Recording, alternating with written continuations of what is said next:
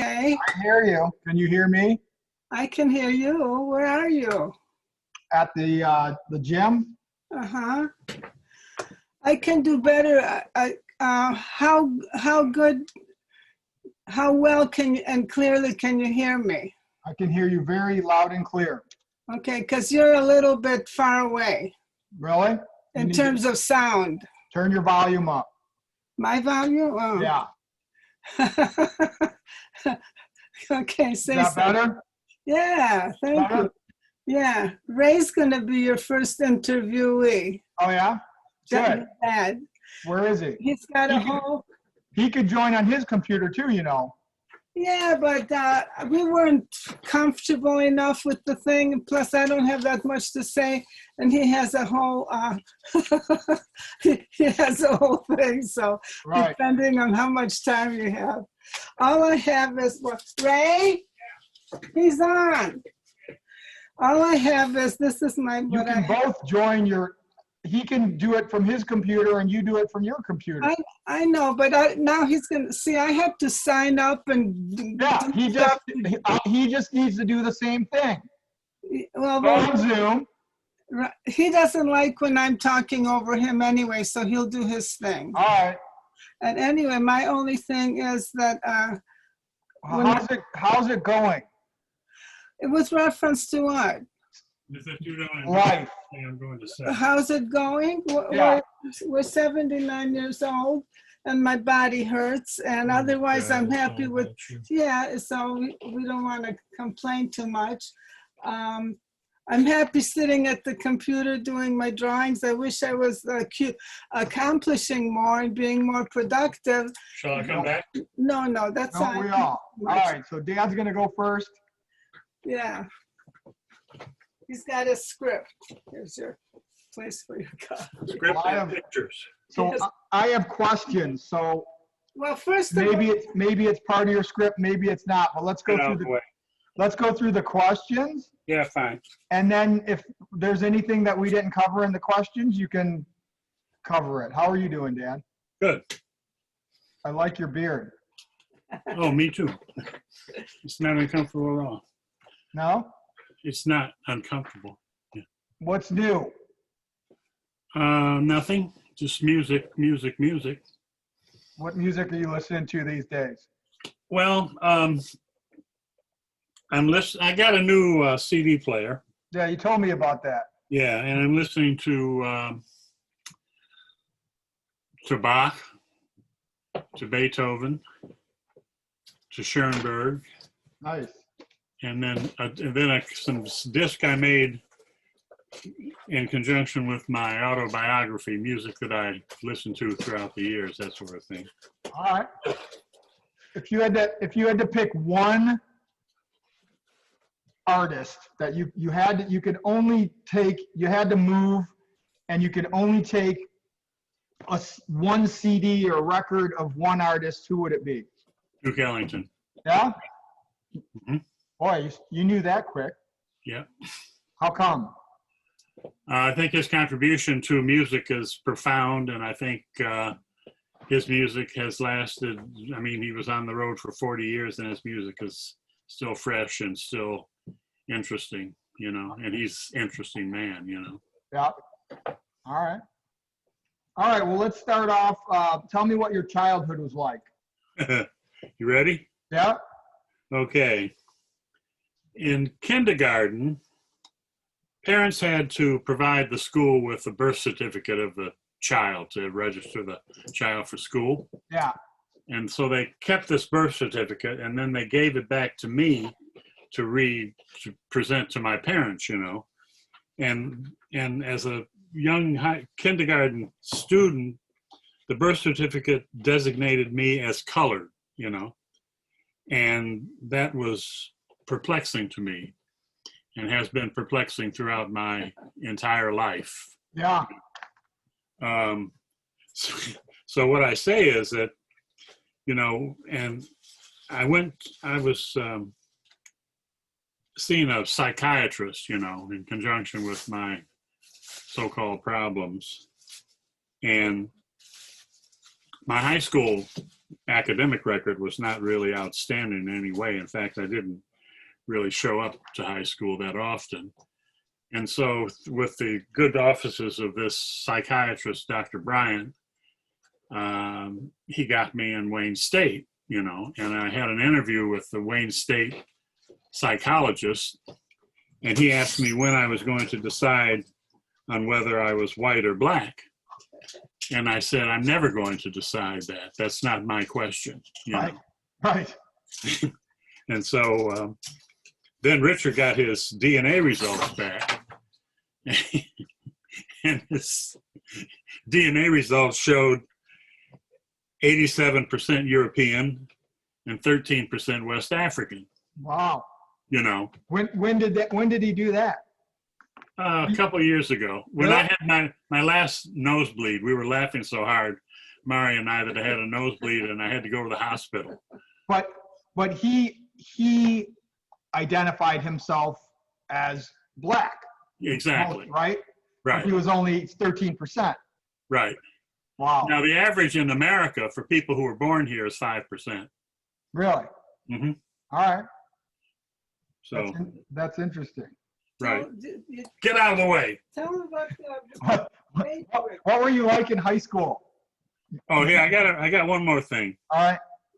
In 1944, my mother sent me to Texas to stay with my grandparents during her pregnancy with Richard. And when I came back from Texas, she came home from the hospital with him, and we lived on the upper floor of a duplex. And she said, here, I've got a surprise for you. And she had this little fucking baby in her hands. You know? And I had, You thought it was a football or something. right, I had a toy in my hand, and I threw it at them, Nice. but I missed. So that was that. Yeah. So after that, I was very close to my grandparents, my mother's mother and father. And so they moved up here from Texas, and they bought a house on Massachusetts. A very nice, very, very nice house. And we used to watch television together because this is like 1948. We got a TV, you know. Yeah.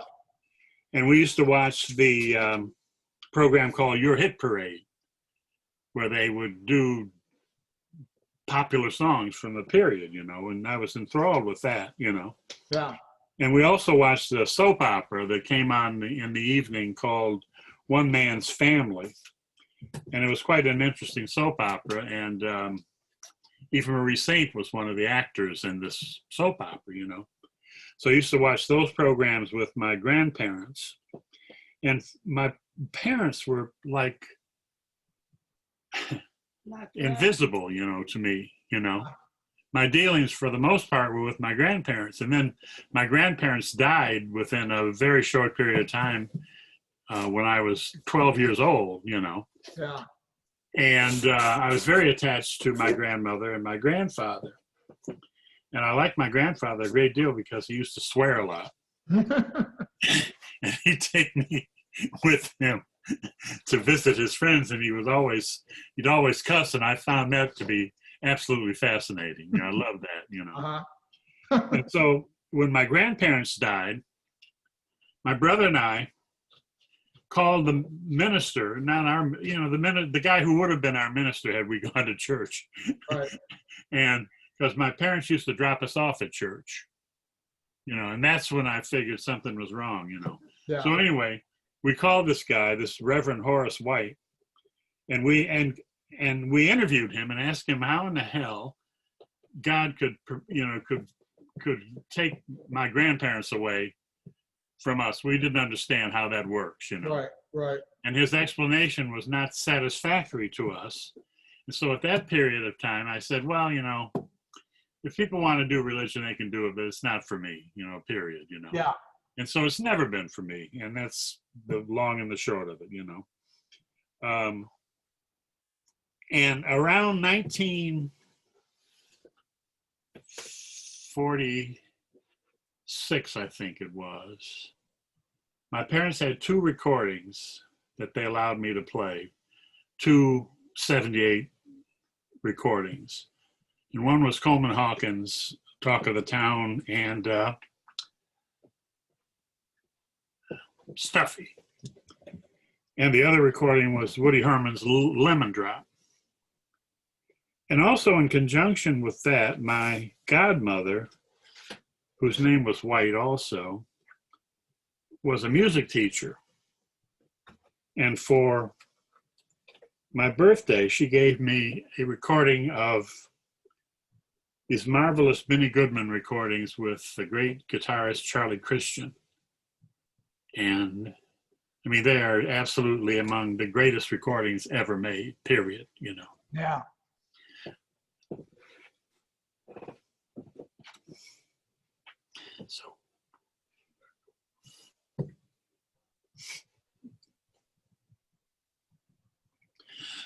So when I think about these times, I get very emotional. Yeah, that's all good. I understand. Yeah. Yeah, but you know, So anyway. we need to record it. Why? Yeah. Why? So I have a All right, I have a memory of it. Way. Don't you wish we recorded some of Great Grandma's Botches stuff, and right? Yeah, all absolutely. those stories that, I mean, because Right. we just remember them in our heads and they get Right. less and less clear as the years go on. Right. So, so that began my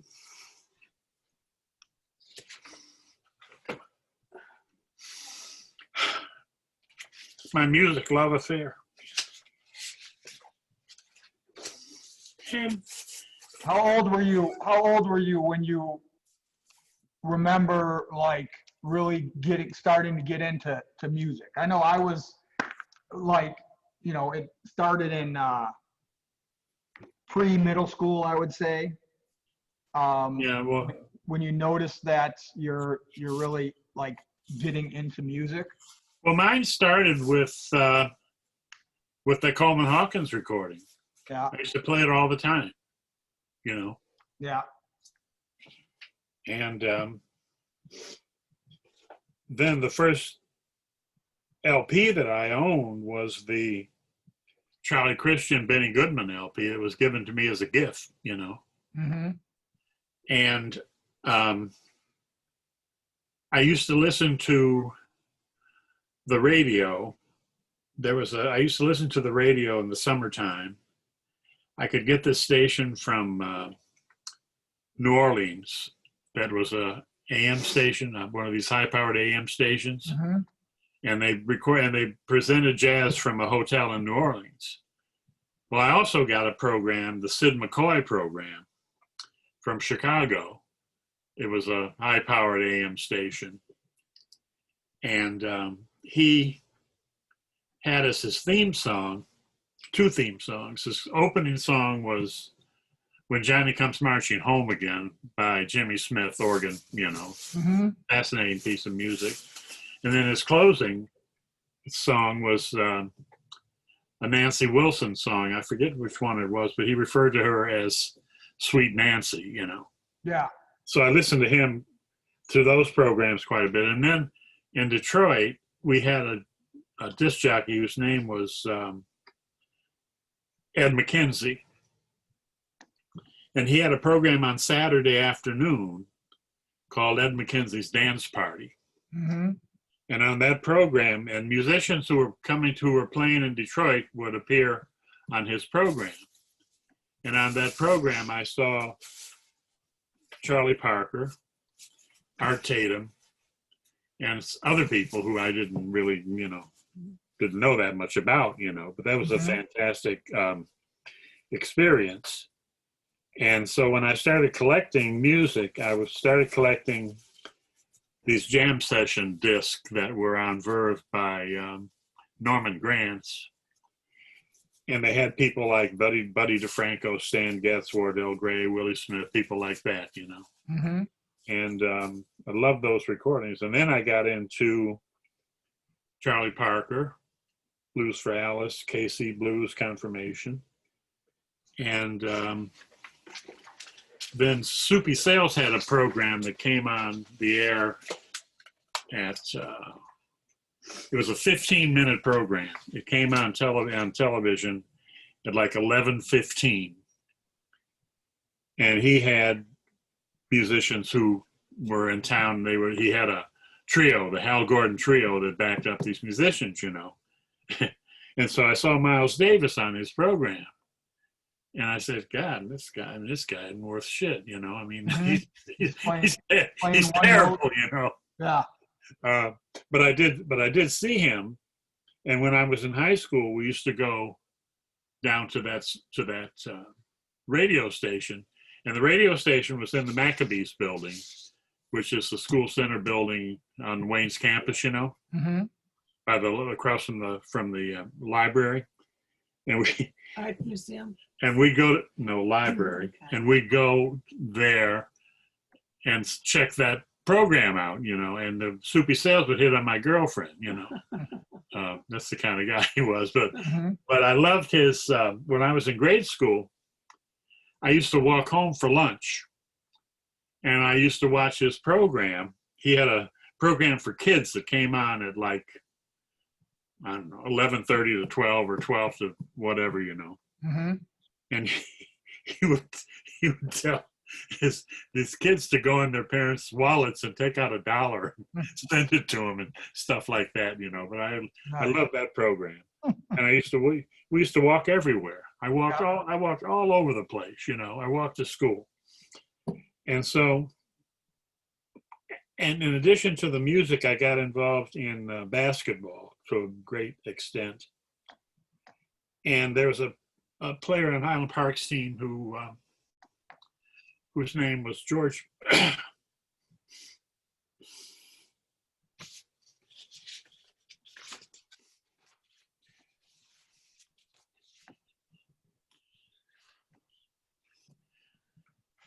George Baby Duncan.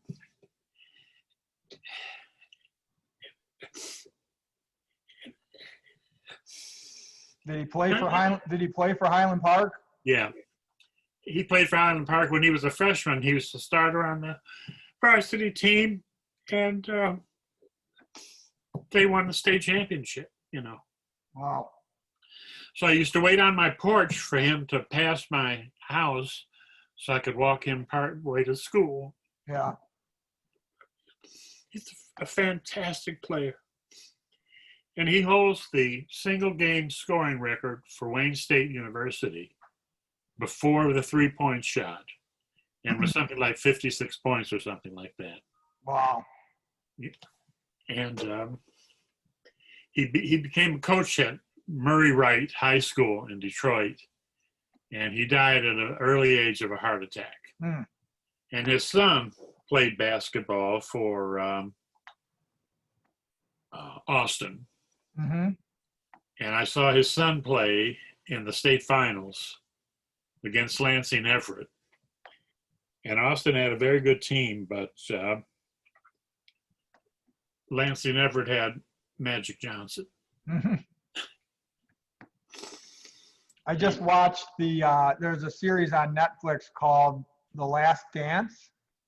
That's marvelous. Wasn't that great? Did you see that? Oh, the whole thing. Yeah, isn't it great? Yeah. That was awesome. Yeah. Man.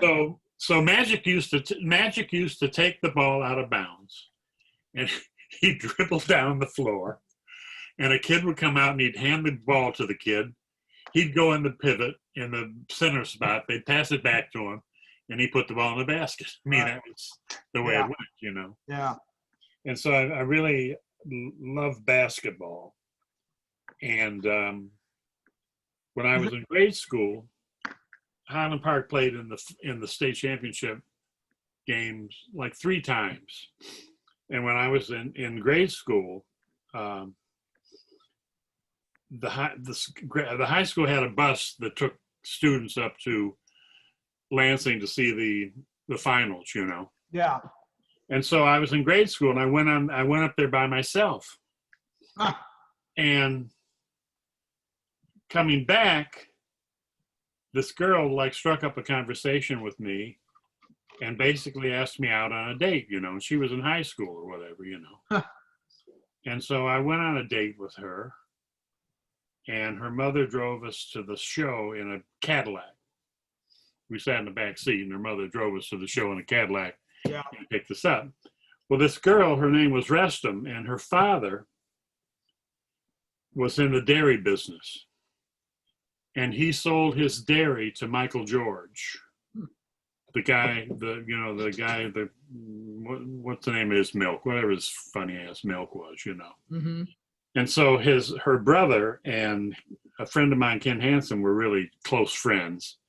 And so I moved in that circle. And Sharon was a girlfriend of Peter Weiss, you know, the girl who had asked me on this date or whatever, you know, blah, blah, blah. And so in high school, in 9th grade, I was asked out on another date by this girl whose name is Pat Golden, and her father was a judge in Highland Park. And she was one of the 3 certified geniuses in our high school class. And she went to the University of Michigan and Harvard, and she had an outstanding academic career. And she has a PhD in like Japanese sociology or whatever, something like that, you know. Uh-huh. And so I went to this Sadie Hawkins Day dance with her. And so this friend of ours who used to cop wine and beer for us was a part of a group that was singing at the Sadie Hawkins Day dance, you know. Uh-huh. His name was Leroy Casey. Whoa. He was also on this basketball team with Baby Duncan. He's a tremendous player and singer. And so I said, Leroy, I said, you know, can you get me like a bottle of Slow Gin or something, you know, blah, blah, blah, for, you know, not for my date, but after my date, you know. Right. So he gets this bottle of Slow Gin for me. I'd never had this stuff before. What was the drinking age then? 18? No, 21. Was it 21? Yeah. All right. But I'd never had it before, you know, and it's the nastiest shit imaginable. Yeah. Awful. Syrup. Oh. Yeah. And so after my date, I went home and drank some of the stuff and hid it in the gutter and went to bed, you know, blah, blah, blah. That was my date, you know. Yeah. So when I was in high school, Ken Hansen and I used to mess around with girls quite a bit because he had this gigantic Chrysler convertible. And it like drank gas like there was no tomorrow. Right. And so he would go and collect pop bottles to buy gas money. Now, gas at that time was only like 17 cents a gallon, you know. Right. Yeah. And so he would get these pop bottles together and he'd get money for the pop bottles and we'd get gas and go out on dates and stuff. And we also used to go to the West End Hotel, the after hours place in Detroit, which is on West End Avenue, right by the Cadillac plant on 4th Street, you know, in so-called Del Rey, you know. And there was a hotel. And we used to go there on Friday or Saturday nights. The music didn't start till like after midnight, after the bars closed. So we'd go there like 1 o'clock in the morning and stay until, you know, like 3 or 4 o'clock in the morning, you know. Yeah. And the band there was a band that was fronted by Charles McPherson, an alto player, and Boo Boo Turner played piano, and Milt Jackson's brother Alvin played bass, and Roy Brooks, the drummer who played with Horace Silver, was the drummer, and the trumpet player was Lonnie Hilliard. Now, Charles McPherson and Lonnie Hilliard played with Charles Mingus.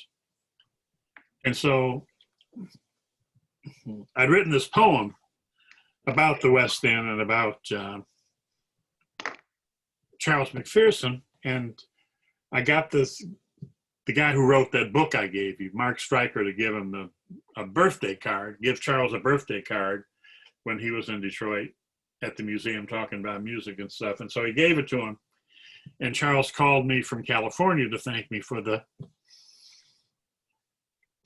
card poem, all that, you know. In the poem, you wrote a poem. Right. And that's so cool. he said to me, he said, well, how old are you? I said, well, I'm 78. And he said, you're my age. And when we heard him play when we were in high school, he was like a god, you know. I mean, he's a tremendous musician, you know, absolutely. And I mean, you can't like replace those kinds of memories when you were my age, you know. Yeah. I mean, it was like, I mean, it was experiences like that young people will never have, period. All they'll see are people in gigantic football stadiums. Well, maybe not anymore, thanks to COVID. Right, exactly, right. So did you write the poem when you were young or when you were older? When I was older. Oh, and that's Yeah. 78, he said. Pardon me? You said you were 78. Oh, yeah. Right. Oh, yeah. And he's like 2 years older than me, you know. Yeah. So I mean, he may have still been in high school, you know. Yeah. And we had a long talk about music, you know, on the phone, et cetera, you know. And so when, you know, after I graduated from high school, I went to New York for a summer. And I lived with a friend of mine from high school who was an artist. And he had an industrial loft on the Bowery, 326 Bowery. Now, Bowery is where the flap houses used to be in New York, you know. Yeah. Mm-hmm. And they were there when I was there. Now it's been gentrified and it's like Right. a district. Yuppieville. Yeah. And so our loft was on the diagonal across from the Five Spot Jazz Club, which is probably the most famous jazz club along with the Village Vanguard in New York at the time, you know. Mm-hmm. And so the night that I got to New York, I went straight across the street to the Five Spot. Mm. And when I got across the street, I ran into Barry Harris, the famous pianist and educator from Detroit. He was on his way to the Five Spot, and we were on the way to the Five Spot to hear Ornette Coleman's group, you know. Mm-hmm. And that was a fantastic experience, you know. There's no music like musicians who are playing for Themselves. writers and artists and poets and people like that who used to hang out there, you know. Yeah. I mean, it's an incredible experience, you know. Yeah. I bet. Yeah. And so, so that was, you know, so we all worked at Stouffer's Top of the Sixes. That's that elephant building that Jared Kushner bought, overpaid for, at 666 Fifth Avenue, you know. Uh-huh. So that was fun because, you know, I mean, there's a lot of, I mean, all I did was music. And that was it. Why'd you come back to Michigan? Because I couldn't hack New York. Hack it how? Well, in terms of you Afford it? have the skills to make a go of New York, you know. I mean, it's a very competitive place to live. Yeah. Where you worked. You know, I mean, Yeah. no, you know, I mean, I couldn't have got an education there. I couldn't have done any of that stuff there, you know. Right. So that's why I came back. Yeah. Because you worked in the restaurant. Maria, I told him that already. Stay out of it. Thank you. Let's see, what else did I have on It's here? trying to help. But don't help, please. Mhm. So in 1957, there was a concert in Detroit called the Birdland All-Stars on Tour. And there was a matinee that I went to by myself. And the matinee was Billy Eckstein, Sarah Vaughan, Count Basie, Joe Williams, Jerry Southern, Bud Powell, Chad Baker wasn't there, he was in jail. Lester Young, Zoot Sims, those people. And the tickets were like $3, I think it was, you know. Yeah. When did you meet mom and how did you meet mom? Well, I had my eye on her for quite a while. From school, from Wayne State? No, before that. I was working at. Maria, stop it. Okay.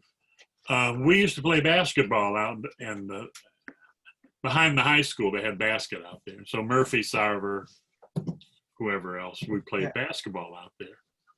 And so Maria worked at the psychological services building, and she used to come out of the building, and we stopped the game to watch her. And she was very fit and wore this white pleated skirt that was amazing, you know, wonderful.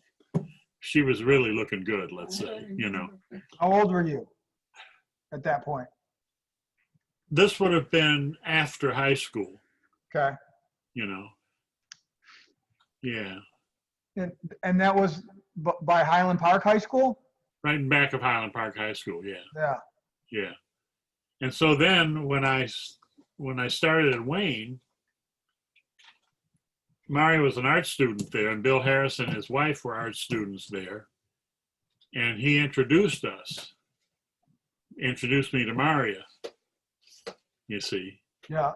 I hadn't had a formal introduction. I'd only seen her, Right. you know, from afar, you know.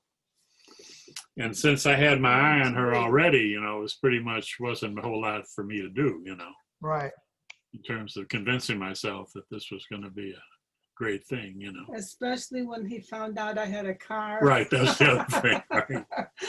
Yeah, she had a car. That was, you know. How long did you date before you got married? Not long. How long? 3 months. 3 months. 3 months? Yeah. Yeah. What was your wedding like? It was fantastic. Don't you know, Cyril? Haven't you seen? We, this, you know, at the time, my friends and I were all in what was called analysis, you know, psychological analysis, you know. Uh-huh. And I mean, I only paid the psychiatrist like $3 a visit or something like that. I mean, it was more for his benefit than mine, actually, you know. And so this woman. And get out of Vietnam, right? Well, yeah, let's see. So this woman, Liz, ran in the circle with us. And she and her boyfriend, John Zeitz, were going to medical school and they were going to become psychiatrists, you know, blah, blah, blah. And her uncle was a minister, and he happened to be in town from New Jersey, I think is where he lived. Because I visited him once on this tour of the Eastern Seaboard schools and stuff, you know. So he was in town, and we had our wedding at some minister's house somewhere, and he officiated. And Peter Weiss threw a party for us after the wedding, at a reception at the Playboy Club. And the Playboy Club was on the John Lodge Expressway, off the side there. 8 Mile by Northland. Yeah, by Northland or whatever. And so then we had a party. Then there was a party at John Zeitz's house. And that's where that picture of Maria and I was taken. Mm-hmm. And a few other pictures were taken at the time. And I think my brother appeared at that party. And Murphy was there, and Sarver, and people like that, you know. And Bill Harris and his wife, and blah, blah, blah. So that was that. And so after we got married, we didn't have a place to live, and we had spent our our honeymoon at Ken Spies' apartment, and he lived on Hazelwood, and he wasn't there, so we spent the night there. Then the next day, we went to London, Ontario. No, yeah, but we went someplace. Yeah, London on somewhere. But anyway, we went and got an apartment in this at 1111 West Canfield in the student housing building of the projects, you know. And we lived at 1111 West Canfield, and Murphy and his wife lived across the playground from us. And Kenny Cockrell lived in our building with his wife and his young child, blah, blah, blah, you know. And so that's where we lived, and that's where you lived, and Yeah, You know. you remember, of course not. yeah. Remember Cyril living at the Jeffries Yeah, I Project? kind of do remember like I think I remember kind of like what the apartment looked like. There were metal doors. Right, exactly, yeah. Yeah, so I mean, if I remember that, then I remember the And apartment. maybe you remember going to the museum with Mari and that Yeah, sort of. oh yeah, Yeah. yeah. Crossing So were Main those Pathway. were those all student housing, or there was like one that was student housing? The No, other in our was- building it was all student housing. Yeah, but the other buildings were not. No, they were basically for low income people. Right. Yeah. Got it. Yeah. So we were there when the riots began, and was that 1967? Yeah. Yeah. Yeah. So I worked at the post office. Murphy and I worked at the post office. We worked weekends at the post office, Saturdays and Sundays. And on Friday nights, we'd go to Vern's bar and try and get as drunk as we could ever get. And then on the next morning, we'd go to work with our immense hangovers, you know, and try and hide from the supervisors there until we pretty much got sober, you know. Right. Uh, Did many of your did you have many friends that had to go to Vietnam, or because you were all students, you didn't have many friends that you knew that went to Vietnam? I don't know that any of my friends went to Vietnam. Now, Bill Harris was in the military. He was? He was in Germany. You're kidding me. Yeah. He was in the military? Well, he was there. You know, I mean, you were going to get drafted one way or the other. Now, I didn't get drafted because I had a medical deferment, because when I went to have my physical at I had this letter from my psychiatrist, you know. Yeah. And I kept every station I go to, I said, I got this letter. So give it to the doctor at the end of the thing, you know. So at the end of the thing, I give the doctor the letter. He opens it up and he reads it. And he says, give Dr. Brian my regards, you know. And that was it. You Wow. know?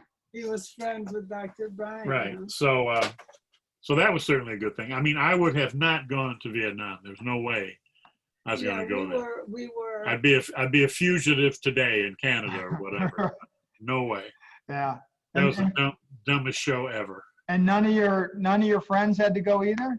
No, Murphy got married right at the deadline or something, you know, because you get when the war when it's progressing, you get a deferment for being married, for being a student. Oh, wow.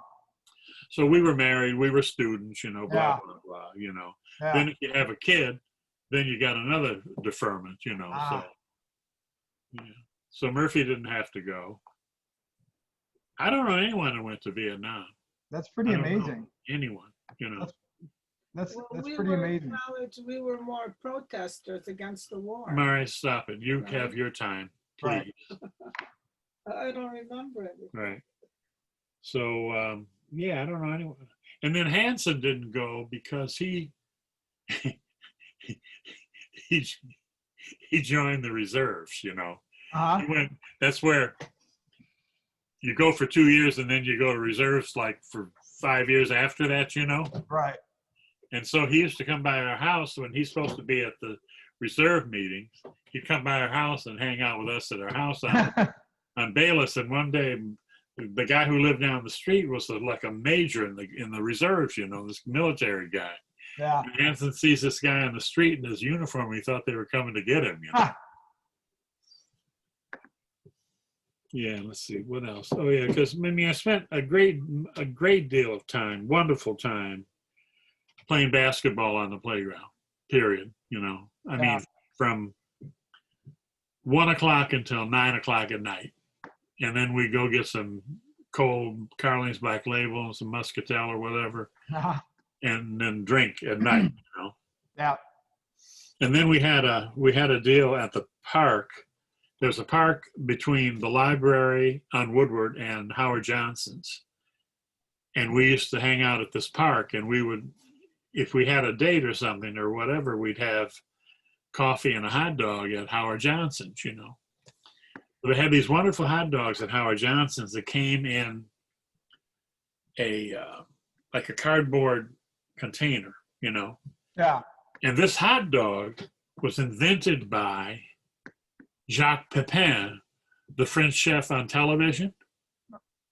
He was in charge of food development for Howard Johnson's when he came over here from France or whatever. Huh. And these hot dogs are absolutely wonderful. And the bun was shaped in a way where the side was cut off on both sides to fit in this cardboard thing, you know. Yeah. And if you go on eBay today, you can find these cardboard containers selling for a lot of money Really? for Howard Johnson's hot dogs, you know. Were they used? Yeah. And so we used to hang out at the park, and Casey, who I mentioned earlier, would take our order and go to the store and get us a couple bottles of Muscatel. It's the nastiest shit you ever want to have, I'm telling you. Is that like wine? It's fortified wine, yeah. Oh, It's what winos drink. yeah. It's like 20 proof, you know, that sort of thing. Okay. And in the summertime, you open up the bottle of this Muscatel and you can smell this aroma all over the neighborhood, you know. Yeah. But we drink the Muscatel followed by a very cold Carling's Black Label beer, Carling's Black Label 40-ounce beer, you know. Right. And so that was our drink at the time, you know. So then after that, we graduated. When I was in high school, I used to have many parties in my house because my mother worked nights at the post office, you know, and I was basically had a house there, you know. Right. And so when we had the parties, we drank martinis, you know. And I had a lot of parties, and the reason I had the parties was so that I could control the music. Right. If I went to somebody else's house, I'd have to suffer with their music, you know. Right. And what were most other people listening to? Like Elvis and shit like that? Yeah, probably. Yeah, that and they might have been listening to doo-wop, you know, which I didn't mind, but I wouldn't want to play it that often, you know. And you drank gin martinis or vodka martinis? Gin. Gin? Mm-hmm. Yeah. What was your second choice for my name? What do you remember what like choices you were thinking about? Thelonious was ruled out. In the yeah. Yeah. Those are questions for me. Yeah. I don't know that I had a second choice. I gave you the second choice basically resided in your middle name. So I said if he didn't like Cyril, he could go see Stephen White or something like that, you know. Right. Then you had a choice. I mean, CSW. right, but you had a choice, you know. Can I answer that question? No. You can, when it's your turn, I'll ask you that. Remember, I'll ask you that same question. Right. What advice would you give your 40-year-old self? My 40-year-old self? Yeah. I have no advice for anyone except this. Make your own arrangements. That's good. That's the only advice I could give anybody. Uh-huh. You know? No one ever, I mean, people gave me advice, but it didn't it's not like I even listened to them, you know. Right. And given the sources, I mean, I didn't realize how strong my mother was until very late in life. Yeah. Yeah, you don't know. Now, I knew my father wasn't worth shit, period, ever, in my terms, you know. Right. I mean, he had, as far as I was concerned, he had no redeeming qualities whatsoever. How old were you when they got divorced? 12, you know. Well, he came from a crap background too. Yeah, it's true, you know, that's true. But I mean, he's a weird guy, you know. I mean, he just. He worked 2 jobs. Yeah, but he didn't get anywhere, you know. Well, they couldn't in those days. What were his 2 jobs? A pharmacist? Both pharmacy, you know. What was the other job? Well, you see, a pharmacist, sometimes the person who owns the pharmacy doesn't have a license to be a pharmacist. Right. So you go to one place that you could like be a pharmacist at a hospital. Oh, right. Which he was, because that's how he didn't go into World War II, was because there were 2 pharmacists at receiving hospital, And one guy they kept, the other guy went in the army, or whatever, So that's that.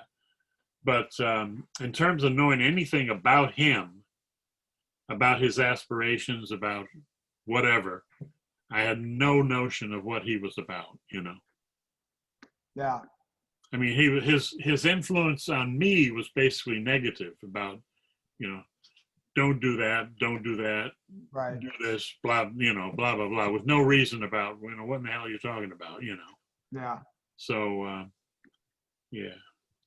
What surprises you most about society today versus the old days? Well, Highland Park was a fabulous place to live and grow up. Absolutely fabulous. It had a recreation department that was top notch. We could walk every place. We walked all over the Highland Park, all over Highland Park. Yeah. We had like maybe one car between 7 or 8 of us, Right. And you know how that is. You're sitting in the park and the guy drives by, hey, Right. blah, Right. blah, blah, that sort of thing, And the teachers were top notch for the most part. And the people I learned the most from were my friends in school, Mm-hmm. So they were very smart people, that I went to school with, And we used to hang out a great deal and talk about stuff that we thought was important, Yeah. about poetry and music and stuff like that, Yeah.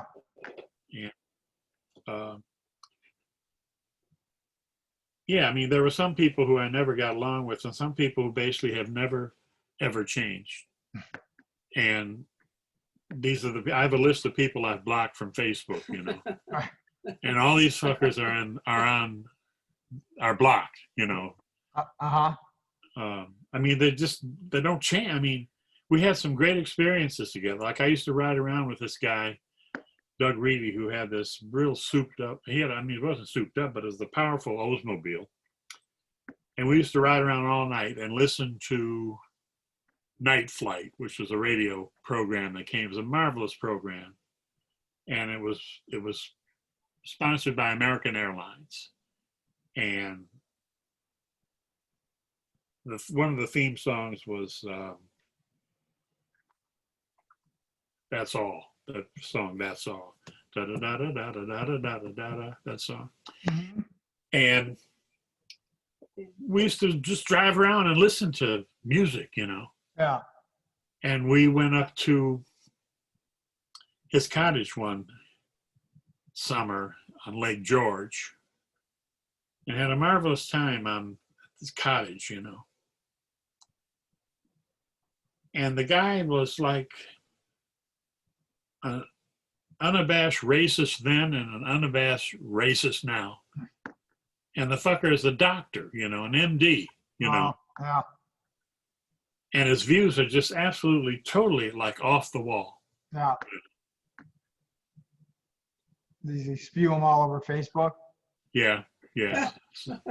So he's blocked among other people, I mean, like that,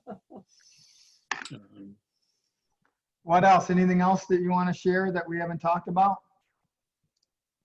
Yeah, I have one more thing to write about here that I wrote about. It said postscript, Duke Ellington's autobiography is entitled Music is My Mistress. The great Austrian piano virtuoso Friedrich Gulda remarked that a woman is always jealous of music because she knows that she cannot compete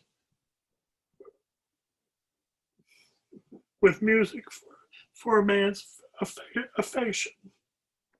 That's cool. I mean, and that's not to knock anybody. But Excuse me. But it's true, I used to It's love true. that. It's true. Yeah, they always love music until you have to live together, you know. Right. Right. Right. So that's about it. I mean, I just, I wouldn't recommend my life to anyone, period. Hey, what? I wouldn't. I mean, why would I do that? If they want to pick up on my life, that's one thing. But why would I go say, well, this is how you ought to live? Well, it's not how you ought to live. You just live your own life, Right. And that's what we've felt with you, I mean, we didn't agree with everything you did or everything you thought or whatever, but but it's your life, It's not our life. It's your life. Well, I appreciate that, and that's how I've lived, and that's how you raised me, and that's how I raised hopefully our daughters. Right. So I'm really, there's already enough influence from parents and grandparents, even when you don't say you should live this way, Right. that you're dealing with as a human, versus telling someone they need to live a certain way. yeah. I'm really pleased with Sasha's social conscious now, I mean, Yeah, she sure is. I'm really pleased with that. I should tell her that. Yeah. And I'm happy that Reagan seems to be happy, Yeah. So that's good. Yeah. Nina's happy. So. Nina's happy. Yeah. And, you'll make your adjustments and you will be flourishing again, or flourishing now, actually, but that's the way things are, You just do what you have to do. Right. It's all about, it's funny whenever you said you were a philosopher or into philosophy or you studied philosophy, I didn't even know what that meant and never really understood what it meant. But now that I'm, dealing with, not now, but your whole life as you grow older, you try and figure out what the right thing to do is, and that's philosophy. And so I study that, and now I'm really into it, and it's really helped me deal with life. That's good. Yeah. I mean, it's before I thought it was just kind of a useless pursuit that a bunch of old Greeks did that didn't amount to much, but really it's the core of everything. Right, and it's a philosophy is a practice. It's not like it's in fact, I mean, it's not like what's in a book. It's what you deal with personally in life, Yeah, what you do. Right, it's what you do. Right. Based on your philosophy. Right. Yeah. Yeah. Yeah, that's good. That's an important thing to realize. It's like a practice way that you're going to live your life by that philosophy. Whatever. And it's interesting because when I was doing philosophy at Wayne, I hated ethics. I just absolutely couldn't. I hated it. Yeah. And philosophers who specialize in ethics are some of the worst people imaginable. Right. And I don't know why that is, but they are. They're terrible people, Yeah. That's funny. The excuse. Because we had a professor who was quite famous. His name was Castaneda, and he left Wayne and went to Indiana with some other people from Wayne. And my friend Harry Tykert, he was in mathematics at Berkeley. But now to be accepted in the graduate program in mathematics at Berkeley is like the top of the mountain. Yeah. Berkeley was absolutely the best place to study mathematics in the world, period, And you went to Highland Park with him? No, I was at Wayne with him. Oh, we were in philosophy together, Wayne. Oh, wow. Okay. Yeah. And he's like a music fanatic too, Yeah. And he's a music equipment fanatic also. Yeah. So he went to Berkeley and he said, well, I think I kind of miss philosophy, So then he went and enrolled in Indiana in the graduate program in philosophy. And, he had courses with Castaneda. But anyway, he struck up a friendship with Castaneda's secretary, And she told him one day, she said, he's evil. He's pure evil, And he said, I think she's right, I think she's right. Nice. Yeah. So, Murray, you want your turn here? I'm only good at interrupting people. Yeah, I know. Yeah, really. Yeah. All right, your turn, Mom. Thanks, Dad. That was awesome. Well, thanks, Cyril. And I'm If you see, think of that's the new school of philosophy. It's just interrupting people. You Right. know, it's not creating anything. It's just interrupting people. yeah. Yeah. Will you Oh, see- wait a minute. I don't know if you can see. You know. Oh, yeah, Sean. Yeah. Well, Can you see this? Yeah. What is that? Yeah, That's a photograph of me in graduation day, What? it goes to him. On what Yeah. graduation? high school. Now here's the these are the pictures I'm really proud of. This is a picture of me with my girlfriends, and the picture in the picture is a picture of me in my basketball get up. Is that high school? High school, yeah. High No, school? this is grade school. Grade This school? is grade school. Oh, Graduated my from grade Lord. school. You know, and Wow. this kid here, Bob Baker, was my security guard. He used to do my fighting for me. Oh yeah, here's some more. Yeah, see, We can Look at that. send that. Well, beautiful. You know, Wow, man, you're like dapper. absolutely. I'll compile those in my grandmother's journal. So Mary will send that stuff to you, whatever, you know, blah, blah, blah. All right, it was fun. All right, thanks. Sorry I couldn't do it without breaking into tears, but That's all that makes it even better. yeah, It makes the, it real. All right, love you. love you too. What's the word? You've been emotional lately. I've been emotional lately. Nostalgic. You've been nostalgic lately. Well, this Yeah, if you figure the world's gonna end, you know, you get that way. This is good then, yeah. Memories. You can remember Well, everything. Hopefully we'll see you in person at some point. I hope so too. Next year. Yeah. You want to sit here while I chat? No, I don't want to. I don't want to be a part of your stuff at all. I don't know. No, you have your own memories. I have my own memories. I don't have any memories. Well, then That's the it's going to be problem. a shortcut. Well, then make some shit up then. You know, Stay that's here. what memoirs are. Stay here, No, honey. I'm not. No. Cyril, thanks a All lot. right, thank you, Dad. Love you. Love you too. He prepared for this, wasn't that nice? Tell Cyril I can provide a soundtrack for you. There you go. Yeah, he'll send you a soundtrack. He'll No, send you I'll- his notes. I'll play it now from downstairs, so we'll notes. be playing while you're talking. You know? You sure you have time for this, Cyril? Yep. What I don't- else? There's nothing more important. There What you more? go. I won't keep you. Nothing more important in my day. So what was your childhood like? Where were you born? Where was I born? I'm not sure. I was born in Galicia, Tarnopil. It was either Poland or Ukraine, depending on who won the war. On who won the last battle? Yeah, who So won it the like last was battle. literally on the border of Poland and Ukraine. I'm not sure. I'm not sure. lot of I don't famous have people all were the. born in That's why I Galicia. need you here No. to help. No. Yeah, I'm not sure. You know, again, these are the kinds of things we didn't think to ask about. Right. You know, and I don't even know if there's two Ternopils, because one they mention as part, you know, there's some Ukrainian diaspora, and I don't know. Well, So then, so do you know like what country you were in as you got older? Or 5, 6, 7? well, you don't know our history. I don't. I mean, I'm sure I've heard it, but that's why we're having this I conversation. know exactly. See, that's exactly the same thing with my mother and my parents. You know, you've heard it a million times, so you stop listening because Right. you think you know it. You know, Right. So and that's- then you lose it. That's why we're having this conversation and why Like we're recording it.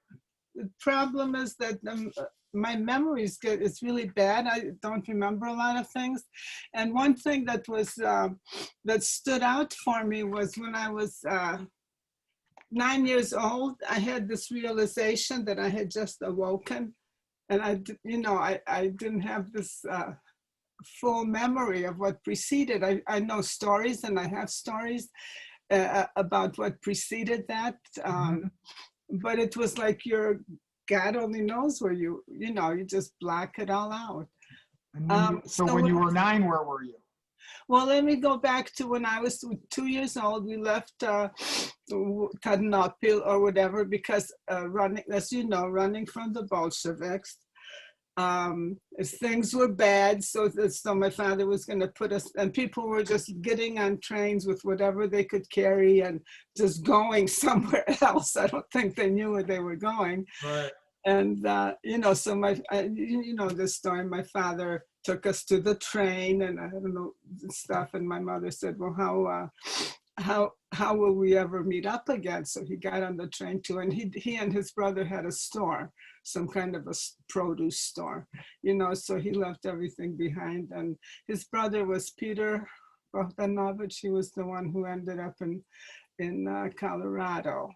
And by the way, their sister, Olga, my father's sister, just died. She was 98 years old. She just died 2 days ago. Oh, no way. 98 years old. Did we ever know if we had any relation with that director, Bogdanovich? I never could discover. I was always curious about it, but I'm told, and I have been told, that Bogdanovich is kind of a common name. Smith, yeah. Yeah, and I don't know if you remember when at one point I translated Bogdanovich. Bohdan, Boh is God, Dan is gift of, given. Oh, really? Jan also means gift of God. Ovich means of, belonging to. So I decided Bogdanovich translates to Johnson. Oh, really? Yeah, that's my own finding. So, do you know how your parents met? Pardon me? Do you know how your parents met?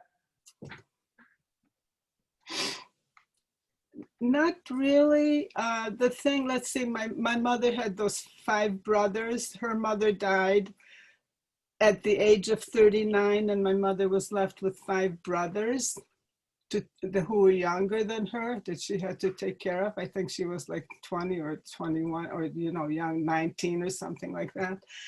And so my mother was a city girl, and her father was, he was an educated man. He was a musician. He could make musical instruments. He conducted an orchestra. He was like the conductor for the army orchestra or something. He was in an acting thing as well. He was an actor. He was a magician. He was like an unbelievable guy, Mm-hmm. and he thought I was a phenomenon. So that says something about me. But anyway, I got into okay, so anyway, he was very authoritarian and stuff. He was German? Anyway, He was German? He like Polish, but some kind of Czechoslovakian, Polish and Czechoslovakian or something like that. Aren't we part German? Where does the German come from? It doesn't come from anything. It's more Czechoslovakian. Really? Mm-hmm. I thought it was always German. German is Leslie's side. I know, but Grandma used to always say her dad was German. Yeah, I think because she thought German and Czechoslovakian was sort of the same. Okay, well that's what I'm thinking. Yeah, I don't know. Good to know. So then when I asked Irene, I said, my mother said that my grandfather spoke Polish with an accent. Irene, who knew, she stayed in Poland longer, Irene. Is she a cousin or something? Yeah, because she would be the daughter of my mother's brother, and she ended up remembering with Stanley, and Stanley was raising her, and that's that Irene. Yeah. So she was in Poland longer, and she knew my grandfather longer, and she said, no, he didn't speak with an accent. So in terms of the background, and my father was more of a country, his parents were farm people or village people and stuff, because I think my mother, story that I mentioned was like when they got married, they had like some room with a curtain, that was their part of the house. Right. Yeah. So, and he had something wrong with his eye. Like blind in one eye, and that's the only story I know is from Christina's. They were sort of against the marriage. What do you want with this guy with one eye, this blind guy, right? But my mother saw kindness in him, and again, I wish I remembered the story, because there was a story. But you know, in terms of my father, I don't remember ever having a conversation with him. This is the thing. I don't know if it's my memory, you know, or if there was never ever a conversation with him, you know. And the only way they knew how to raise kids was with beatings. You know, you just beat the kid, you know, beat him with the whatever. So those are my memories of my father being chased by a belt around the dining room table, you know.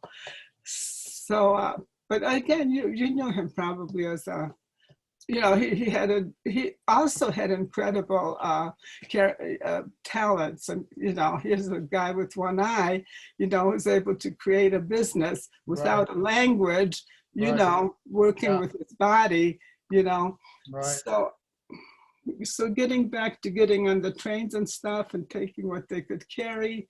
Wait, did we finish about why she hooked up with him? Well, I guess she could see that there was, you know, that there was something, you know, that the guy knew how to, you know, hustle. Did you know your grandparents on your father's side at all?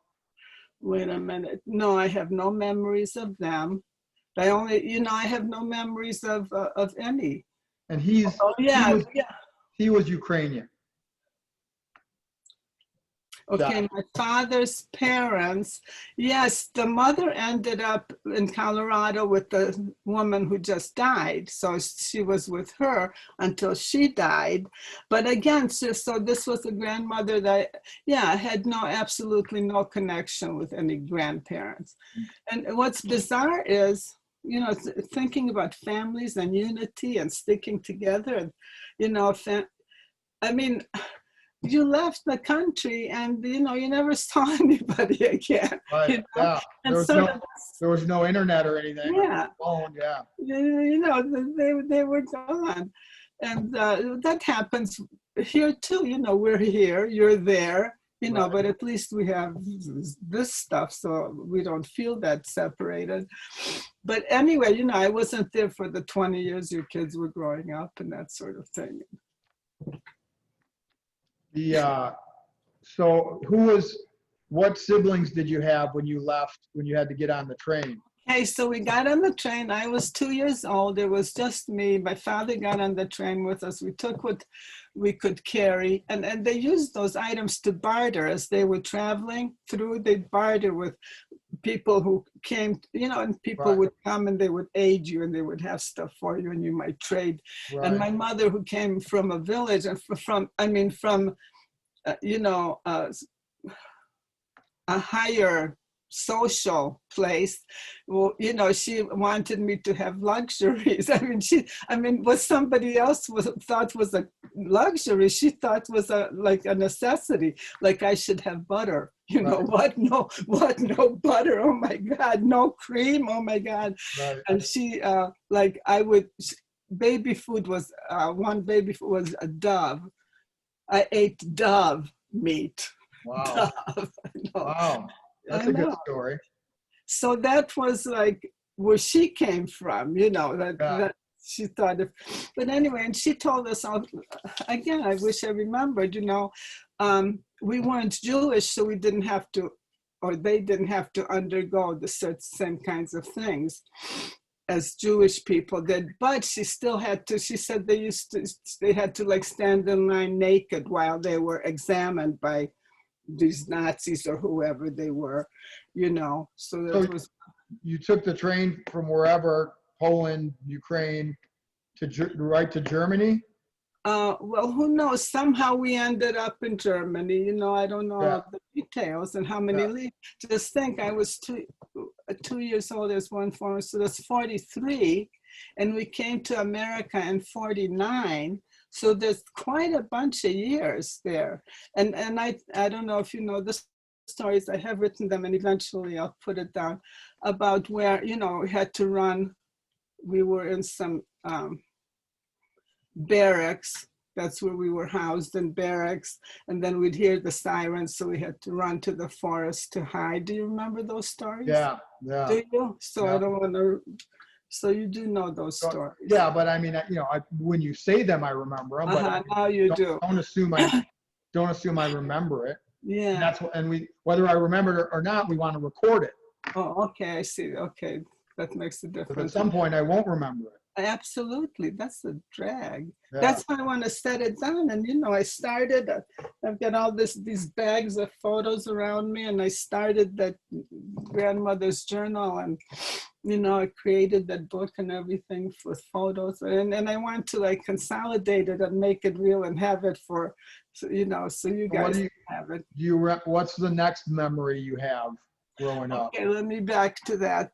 So, okay, so then the story of going to hiding in the woods, and my father and his friend would make, you know, protect me with their bodies by, you know, getting on their hands and knees, and I would hide like under their bodies.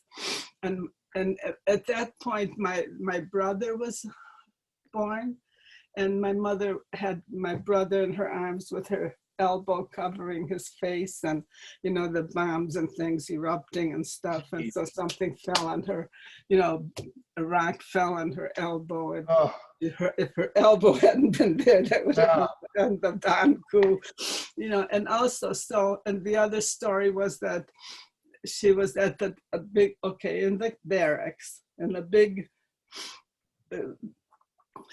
table doing laundry or something, however they do laundry, and the sirens come, and people, you know, let's go, they gotta go run in the woods. And my mother was sick and tired of that. So she wasn't gonna go, she was just gonna do what she does, you know, she had to do laundry. So, but at any rate, my father made her go. And then when we came back, there was like a huge boulder where she was working. Wow. Yeah. So stories like that. Did they ever talk about like you know, did they know Jewish people that had to go somewhere else? And like, did they almost, I mean, why didn't you go to? There was the story of my brother. I always thought it was my father because he was the bricklayer, but my mother's father did brick up a guy, you know, he bricked him up in a part of the structure, and then they fed him through a brick or something like that.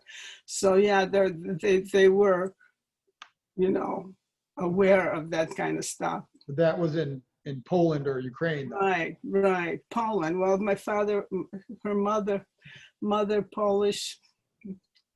Again. Were her parents dead by the time you were born? No, because you remember your grandfather.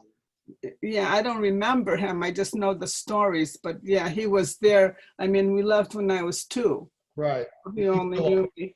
Was he still alive? Okay, so we left, and I guess he was still there because Irene knew him, and Irene's a lot younger than me. Okay. Yeah, he remarried. There, you know, he was there. So what siblings were born in Germany? Okay, so there was Danku already, and then later Christine was born. I mean, let's see, she's 5 years younger than me. And did they lose one child at birth or something? Oh yeah, Helene or Helen. Let's see. Okay, because the story was, so that was after me, where the story was my mother was carrying her to a hospital, trying to find a hospital because the baby was sick. And by the time she got there, the nurse said, "Woman, your baby is dead." Oh, this was in Germany? Yeah. Damn. So, and my father was, I mean, he's a very likable, apparently charming guy. You know, people just loved him. Right. And and he was able to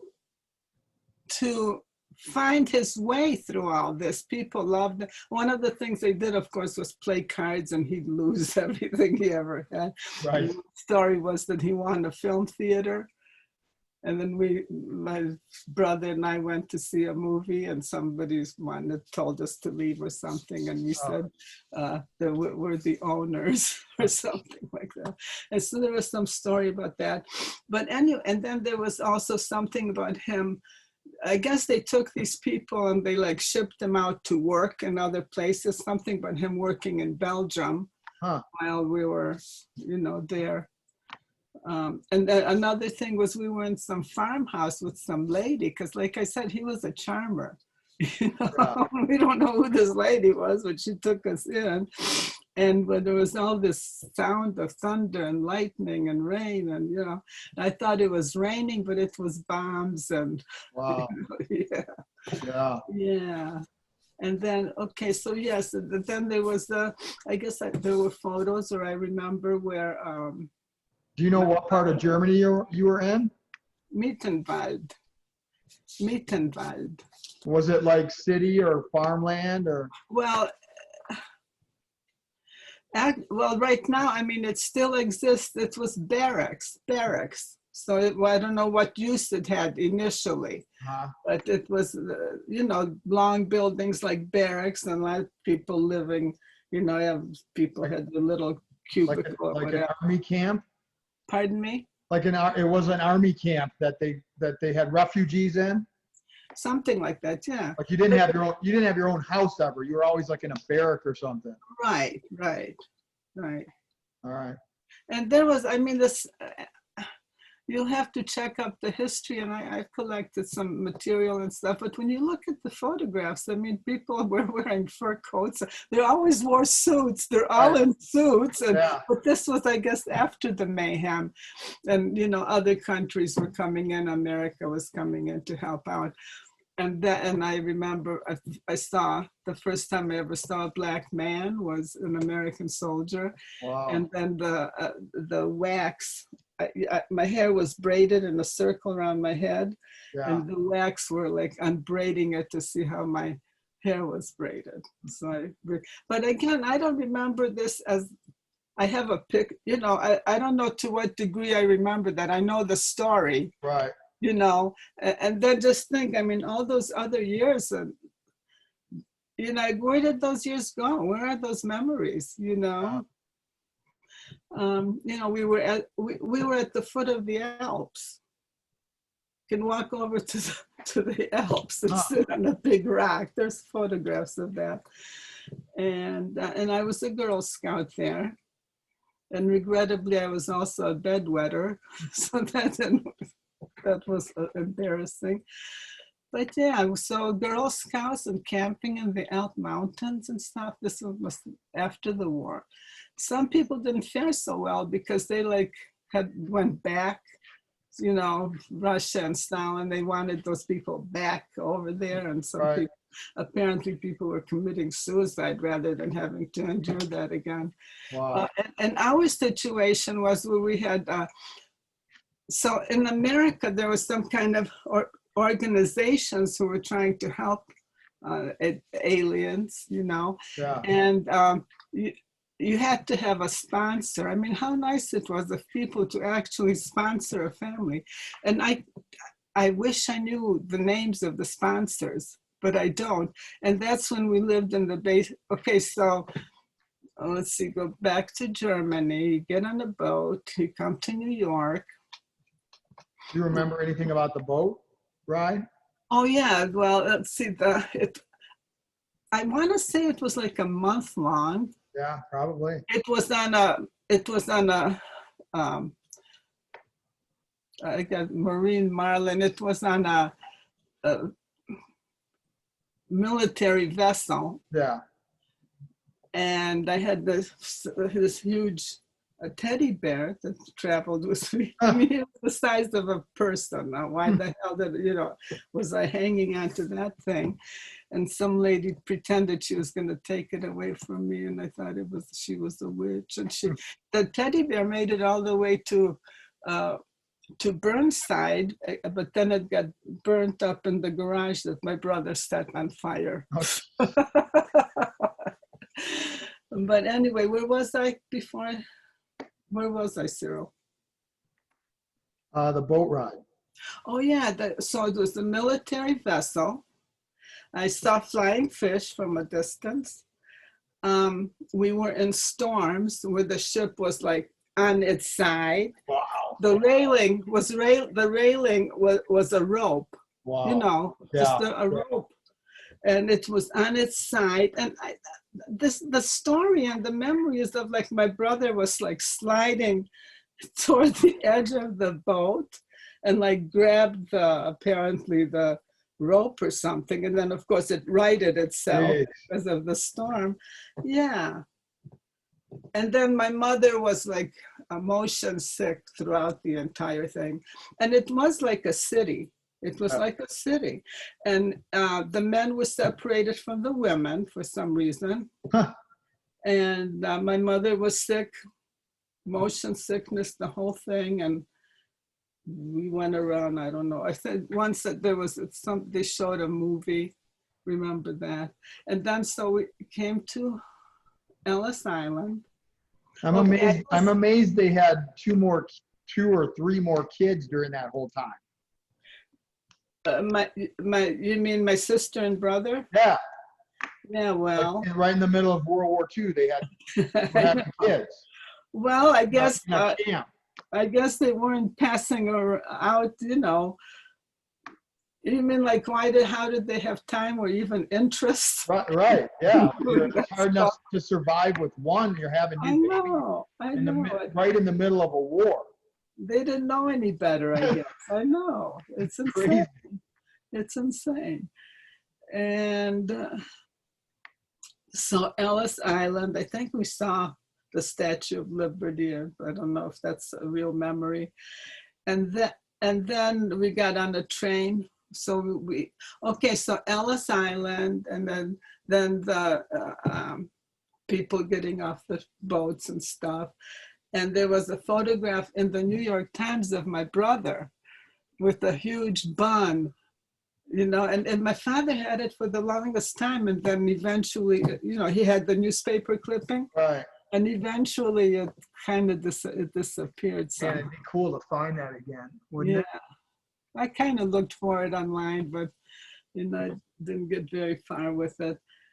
And I remember on the train, for some reason there was like a hole in the floor, and I could see the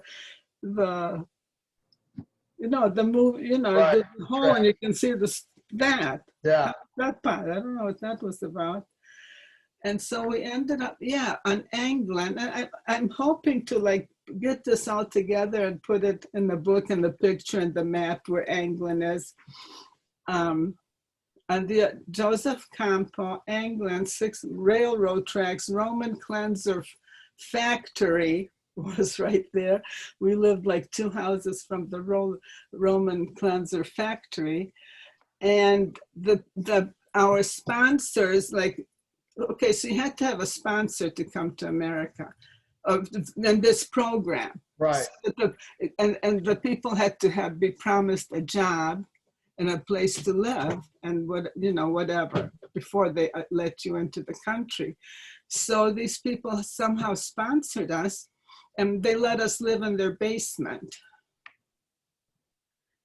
And my father must have had, and we weren't there for very long. Then we ended up on Burnside. But so I was learning the language. Oh, and so of course, since I didn't know the language, I was fascinated by the cartoons on television because I could read, comic strips, comic pages of the newspaper, because I can comprehend the pictures since I know the language. And and I was learning the language, and I have telephobia, you know. Did you know there's such a word as telephobia? No, what's that? I'm not comfortable talking, you know, on the phone, like calling people. I'm not comfortable doing that. Yeah. And I think it started during those times when I was learning the language, I had a friend, and I was going to call this friend, and I called the friend, and the person on the other end didn't understand me. I said, "Can I see so-and-so?" Because I translated it. Right. I said, "Can I see?" And the lady didn't understand me, and she hung up on me. And I swear that's probably where it started. Yeah. You know? How did Babcha and Jaju learn? So The family that sponsored you, did they speak Ukrainian, or were they just some Oh, Americans? no, they must have been Ukrainian, Oh, yeah. okay. And then we had the Ukrainian church, and I went to this Ukrainian school.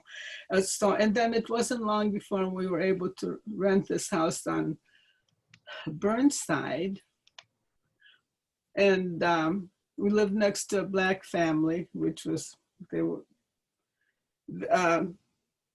they had a television, and they'd like let us watch the TV, but they had, I mean, enough is enough with these us as kids. So we would like stand on their porch and gaze through the window to watch their TV. But and that's where I discovered they had an encyclopedia, and that's where I discovered how babies were made or born. And I ran home to my mother. I thought she didn't know. So I was all excited to tell her this news. But they were helpful. My mother was like cutting the lawn with those shears. She didn't know any better, Did And then, they always helped out. And was that the first time you saw TV, like when you were over in America? probably, yeah. Okay, so in 1949, I was 8 years old. Why do I still have an accent? I don't know how I sound. I tried to hear myself on this thing once, but how do I sound to you? Like your mom? I can't tell you have an accent. Like your mom. Yeah. Okay, so we got to America, got the Ukrainian church. My father, working for $1 an hour or however, as a laborer. He'd be gone 3 days at a time, involved in the poker game sometimes. And our house on Burnside had an added-on toilet. It was an old house, so it didn't have like inside, bathroom. So it had this added-on bathroom. But in the winter, the water would freeze, like in the toilet. Trying to bathe. Where was Burnside? Was that in And Detroit? also in that house was. Where was Burnside in Detroit? I'll show you. It was near Carpenter. It was just outside of Hamtramck. Yeah. And I'm going to do a map and show where the various places where we live. And let's see. Oh, and in that house, as I told you, how did our parents raise us? They raised us by beating us with a strap and a belt. Am I boring you? No. And that's the other story is why we made the decisions we made in raising you, is that when you were born, I knew that I didn't want to raise you like my parents did. I didn't think beating kids was, the way to go. And also it was the 60s, and we had certain notions about things. And I also didn't ever want to lie to you, about things like Santa Claus. Right. How the hell do I not lie to him about Santa Claus? Right. That's a tough one. And I discovered, my solution was that I would let you show me. I would follow your direction as to what you required. That was my philosophy. And also I did a lot of reading. They didn't know how to raise a kid, and I was okay with that because that's how they were raised. Right. They beat the shit out of them, Right. So, so I read. In fact, I was also always a huge reader, voracious. In fact, sitting on the Ryan Road steps. Do you remember that house, Ryan? Yep. We were so close to the library. Yep. And, I could just walk to the library, come home with armloads of books and stuff. And so anyway, so I read books about child rearing. And that I read that the first 3 years are very important. So, I didn't work those first 3 years. That's when we were at Wayne State and living, there. And And also, and that room of yours, it used to be Raymond's study, but then when you were born, it became your room. And I don't know if you remember, but I had the walls covered. I taped that brown wrapping. What's that paper called? You know, the brown. Construction paper, yeah. It wasn't even construction. It was like packaging paper, you know. Yeah. And you would like, yeah, I'd have cans of paint or whatever, and you would. That was your thing. So I'm getting off topic. All right. Wayne State, the apartment. Oh, yeah, we saw let's see, where were we? Okay, Burnside, Catholic school, Catholic church, and the religion thing comes up. And you know, when you are raised in that, which I was raised in that, you know, from the very beginning, Catholic church, the confessions, the ceremonies, you know, and you said, think about it now. I mean, you know, you accept it. You know, there's a guy hanging on a cross. Right. I mean, how gross is that? You know, but you don't think anything about it. I mean, a guy on a cross, you know. But right. Anyway.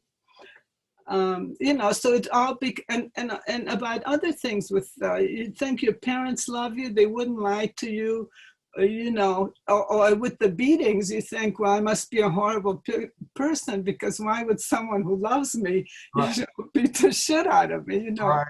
So that doesn't work. Yeah, it's pretty amazing that you didn't raise me that way, because usually that's really hard to, you know, no matter how bad you want to be a better parent, you usually fall into the way you were raised. Well, but I knew that wasn't what I wanted, you know. I knew how painful that was. Right. Yeah, but usually it's still, I mean, no kid likes to get beat, but somehow it's like if that's the way you were raised, somehow when you're a parent, you just fall right into that same pattern. Like I said, I read so much. And also being an immigrant, and my parents, you know, I was like the adult because I knew the language. I was like the responsible person, right? You know. But anyway, like I said, the reading. I mean, I just investigated about child rearing and what was important, you know. Right. And also that's where I, you know, got into. You know, found out about the guy's name was A.S. Neal. He was the one who, I don't know if he started the Waldorf education thing, but you know, they had a theory about raising children and education and that sort of thing that appealed to me, and I thought that would work better than sending you to the Detroit schools. Plus, I was working; I could drive you there instead of like leaving you in some, you know, on Davison School and Joseph Campo or whatever. Right. So I kind of was interested in their philosophy. So how did you find that? How do you feel about your Waldorf education? Yeah, your Waldorf experience? Good. I mean, I think it gave me a lot of creativity that I wouldn't have gotten had I had a traditional public school education. The transition from that type of education to the public school, which was right in middle school was really hard. Really? Yeah, and because, you know, like we didn't have homework. It was like, you know, never had. I didn't do homework the whole time I was in Grosse Pointe.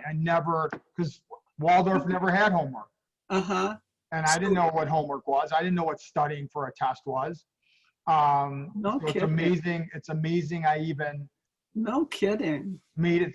But I must have gotten the real type of education and what I needed to know to be able, or the public school education was so poor that I could just skate through without ever doing homework or without ever studying for a test and graduate. Yeah. You know? So, but, you know, I mean, Grosse Pointe schools are good schools. So I can't imagine that, you know, that it was a poor educational system. I think I learned enough in 7 years of Waldorf somehow I learned enough to be able to figure shit out when I needed to figure shit out, but there wasn't much guidance as to, okay, here's how you study. You have to do these assignments when you get home, you know, and you guys just let me do whatever I want. So like no one was saying, hey, do your homework, you know. And the counselor, there was no counseling, you know, you sat down with I remember sitting down with a counselor like twice and they're like, yeah, you know, you should be a fireman or something, you know, like no. A counselor at Waldorf or no, at Grosse Pointe in high school. Oh, high school, yeah. But there was like no direction or like, hey, you need to do X, Y, and if you want to do this, you need to do A, B, and C. So at high school. Yeah. In high school. Yeah. And so I just kind of like floated around and did whatever I thought I should be doing. And, but it was interesting to have, because it was like half my life was in Waldorf and the other half was in public school. A good public school. But I mean, I feel like I learned more at Waldorf than I learned in the public school system.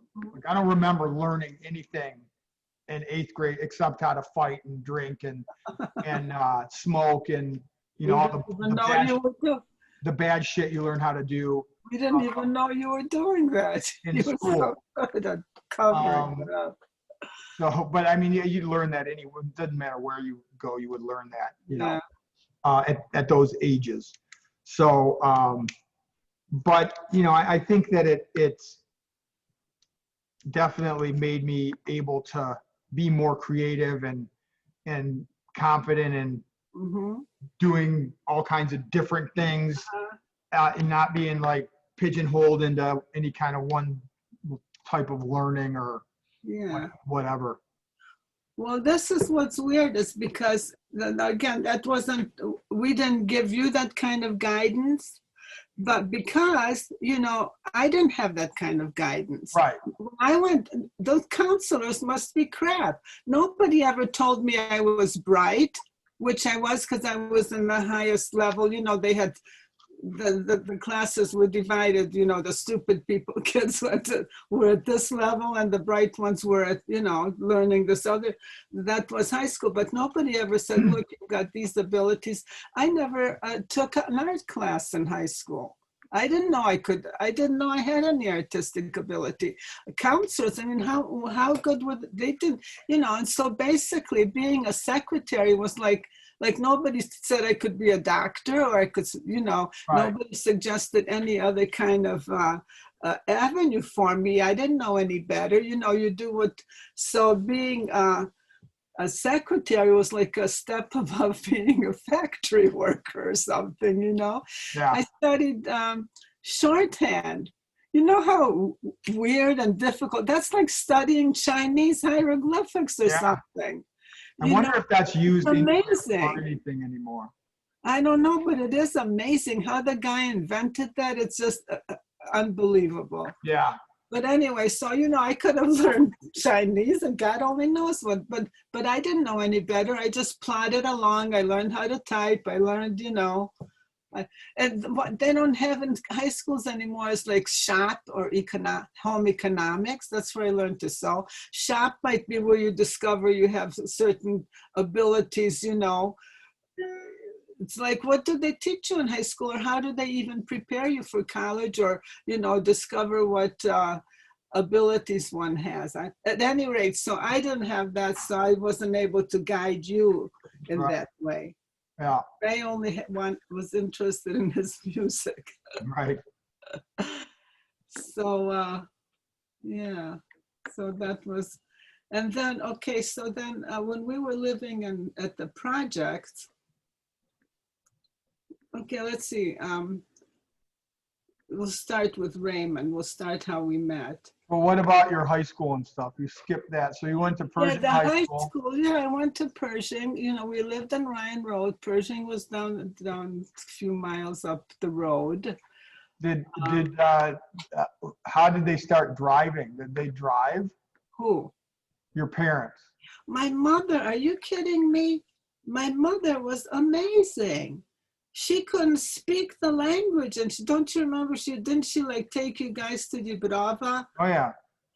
She couldn't speak the language. She got herself a card. She had some guy, you know, they had, in order to pass the driver's test or driver's license, you know, you had like an interpreter, and the guy would like help, you know, move your finger to the right answer, because she didn't know the language. She couldn't read. Wow. To get a driver's license. No, so you go with the guy, and the guy like helps you. So you could get a license without even being able to speak the language? Well, I mean, she knew a little bit, but she didn't, you know. Right, you couldn't take a test. How long ago was this, you know? Yeah. And she had the junkie card, and the drive us out the house, car full of kids to Dubrava. And then the car would break down, and she's on the damn expressway or whatever, and the car's broken down. And she knew the word push. So she'd get out of the car and ask people to give her a push. You know, you need to push the car to get it started again, right? Wow. Right? And she wasn't afraid of that. I mean, she wasn't, you know, I mean, I'd be terrified to get in the car thinking it's going to break down on the expressway. So you were going to Dubrava when you were a kid too? Yeah, let's see, how old was I in Dubrava? Because first there was another Ukrainian park in Pontiac. Okay. And then Dubrava, yeah, we went to Dubrava. I just met, I was at Leslie's pickleball tournament last weekend. And in Ohio? No, in Saline. And there was a woman, and I'd asked about her. She mentioned her a few times, and she has a very interesting first name, and it starts with an M. I can't recall it right now, but it definitely, to me, sounded like it could be a Ukrainian name. Uh-huh. And I asked Leslie to see what nationality she was. So she was at the tournament, and she said, hey, my husband thinks you have an interesting name and thinks it's Ukrainian. And she's like, yep, absolutely it is. And she is Ukrainian. She's a couple years older than me. And she went to Immaculate Conception. She went to the church and Dubrava, like everything exactly the same. So she's a couple of years older. So then her mother would be like my age. You don't know her last name or anything, right? No, I don't. Yeah. But yeah. Yeah, well, then Immaculate Conception had a high school some people went to, but they didn't have one when I was there. So Purging was a Detroit public school. Mm-hmm. Yeah, it had a good reputation. I guess it had great sports and everything. But back to high school, interesting that you ask, because I have no memories of high school. None at all. I think I went to one football game once. And I went to the prom. I had a boyfriend who was a Hamtramck basketball player. And so he was my boyfriend. So I guess I hung around with him. And I don't remember anything about I mean, I loved school. I loved studying. I loved, we had I had a horrible fear of talking in front of class, but I had to do it. I did it. Yeah, science classes, whatever, biology, home economics, the sewing, the shorthand, the typing, like I said, counselors were not very good. I don't remember much of anything of high school. All those years, 4 years, up and down Ryan Road. My friend Carol, so I wasn't like, I don't know, I wasn't a popular kid. I wasn't like a preppy, there were preppies and there were greasers. Are you familiar with that? Yeah. The preppies were, right. Pearl, 4-blend sweaters and pearl necklaces, and the others weren't. But I never thought of it as like being, popular, not popular, or, not in the hip group, or, whatever, because I never wanted to be like everybody else. Mm-hmm. I never wanted to like Yeah, I just thought that was horrible to like want to be like everybody else, in this whole crowd, you know. Yeah. So it didn't strike me as a negative, you know, that I wasn't part of those people. Were there black kids in your school? Yeah, they were black. It's interesting because it seems like when I look at the names and everything, a lot of Polish people were like living in that area at the time. Yeah. A lot of Polish names in the yearbook.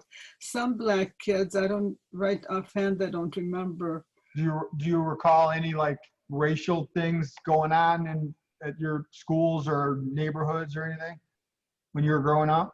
No. No? Even in the 60s, wasn't that like the time of like the racial unrest, the civil rights and all that stuff? And Well, I remember there were the riots there, and I don't even know what the riots were about. They were pretty heavy. And this another story. I'm not crying, and my nose is running. When we lived at, you don't have COVID, do you? we were, You don't have COVID, do you? No, let's hope not.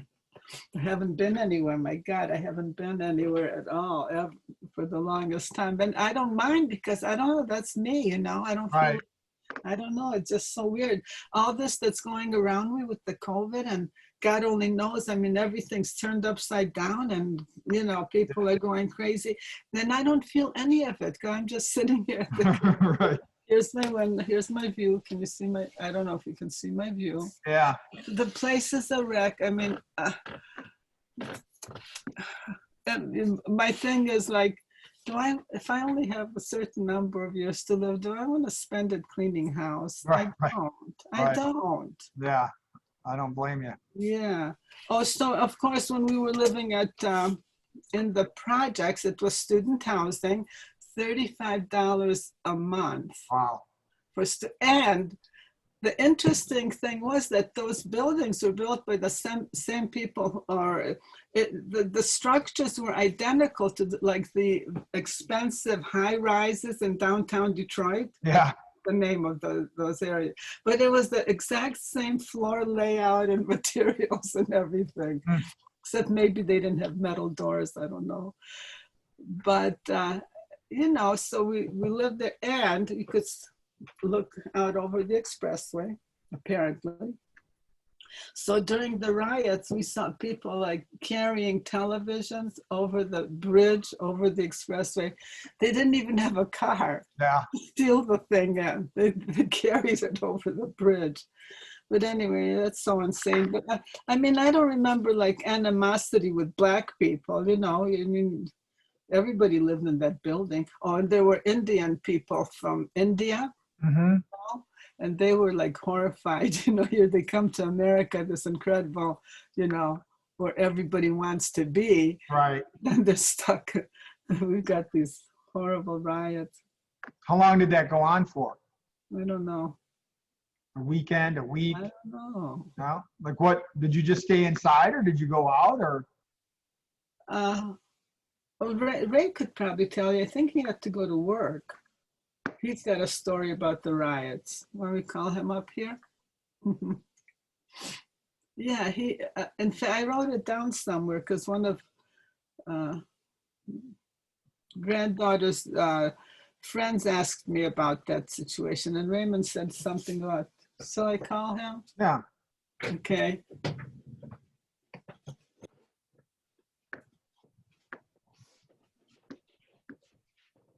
Ray, come here. We have a question about the riots. And I said, I think he had to go to work. He wondered how, you know, what that deal was. Can you come up or? Because he said, what did we do? And I don't remember what we did.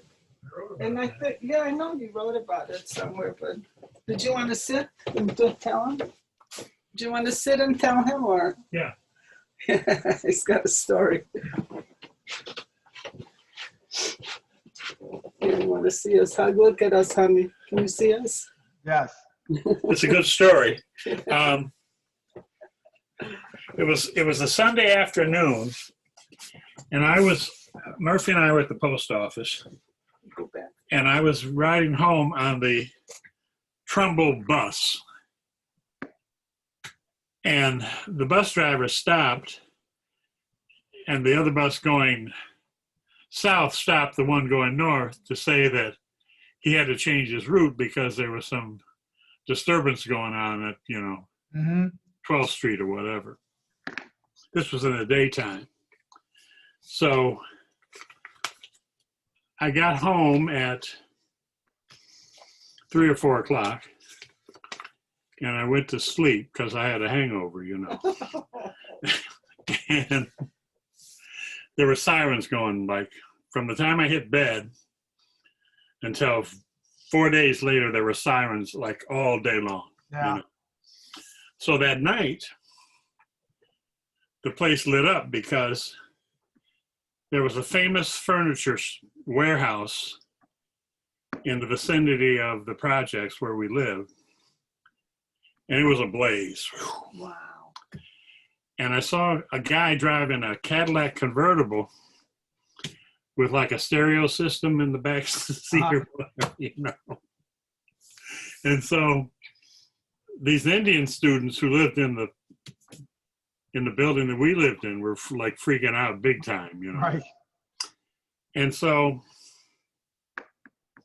we had to stay there for a few days because you couldn't leave, you know. Yeah. And so finally we made our getaway and we went to my mother's house and we slept on the floor there. Where was that at the time? That was at 16856 Bayless. So you were there too with us because you were around. Yeah, he was So you there, were right. there He was too. there, right. How did you have a TV, or how did you know you had to stay in? I mean, was it just intuition because you saw the city burning and the thugs running around, or did they tell you to stay inside for X number of days on the TV, or No one what? told us anything. You Really? know? Did you have a TV at that time? Yeah. Yeah, we did actually. Yeah. Oh, that's right. Because when Cyril was with us, we didn't have TV for. Yeah, see, there was like martial law was declared, so you couldn't they wanted to keep cars off the streets, you know. Oh, okay, yeah. So you didn't Right. know about the martial law, and you were supposed to stay inside for. We knew about that, but evidently we were able to. It was relaxed after a while, so we were able to make our getaway, you know. Ah. And interesting. How long did that last? Like a week, a few days? Oh, a week, I guess, you know. Yeah. Yeah, I mean, you know, the fires kind of went out, but there was still looting, sniper, you know, shots and that sort of thing. Right. And it's interesting because a guy I used to play basketball on the playground with, Bobby Joe Hill, was on that famous Texas Western team that beat Kentucky for the national championship. Mm-hmm. And he was a starting guard on that team, and he was a fantastic ball player. And Pat Riley, who's the general manager of the Miami Heat basketball team, was on that team also. Oh yeah. And the coach of the Kentucky team was just an outright racist. Yeah. No two ways about it, you know. Right. And his team was favored to win, like the big time, you know. Mm-hmm. And they got beat by these 5 black guys, first time black guys that, you know. Right. But because for a long time, black players couldn't participate in the tournament. Huh.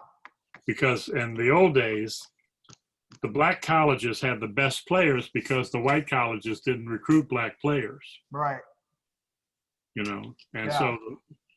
and they kept the black players out of the tournament because they knew they were good and they knew they would kick much ass if they got in the tournament, you know. Right. So Bobby Joe Hill's brother, Virgil, was also a great basketball player at Highland Park. They called him Slop because he didn't tie his shoelaces on his Now it's gym shoes. now it's the fashion. And Virgil was gambling at 12th and Claremont when the riots started, and he was part of that. He was like on the ground zero of that riot, Jeez. of the Highland Park thing, you know. Did they start for any specific reason? Like, Well, yeah, see, the reason was the cops in Detroit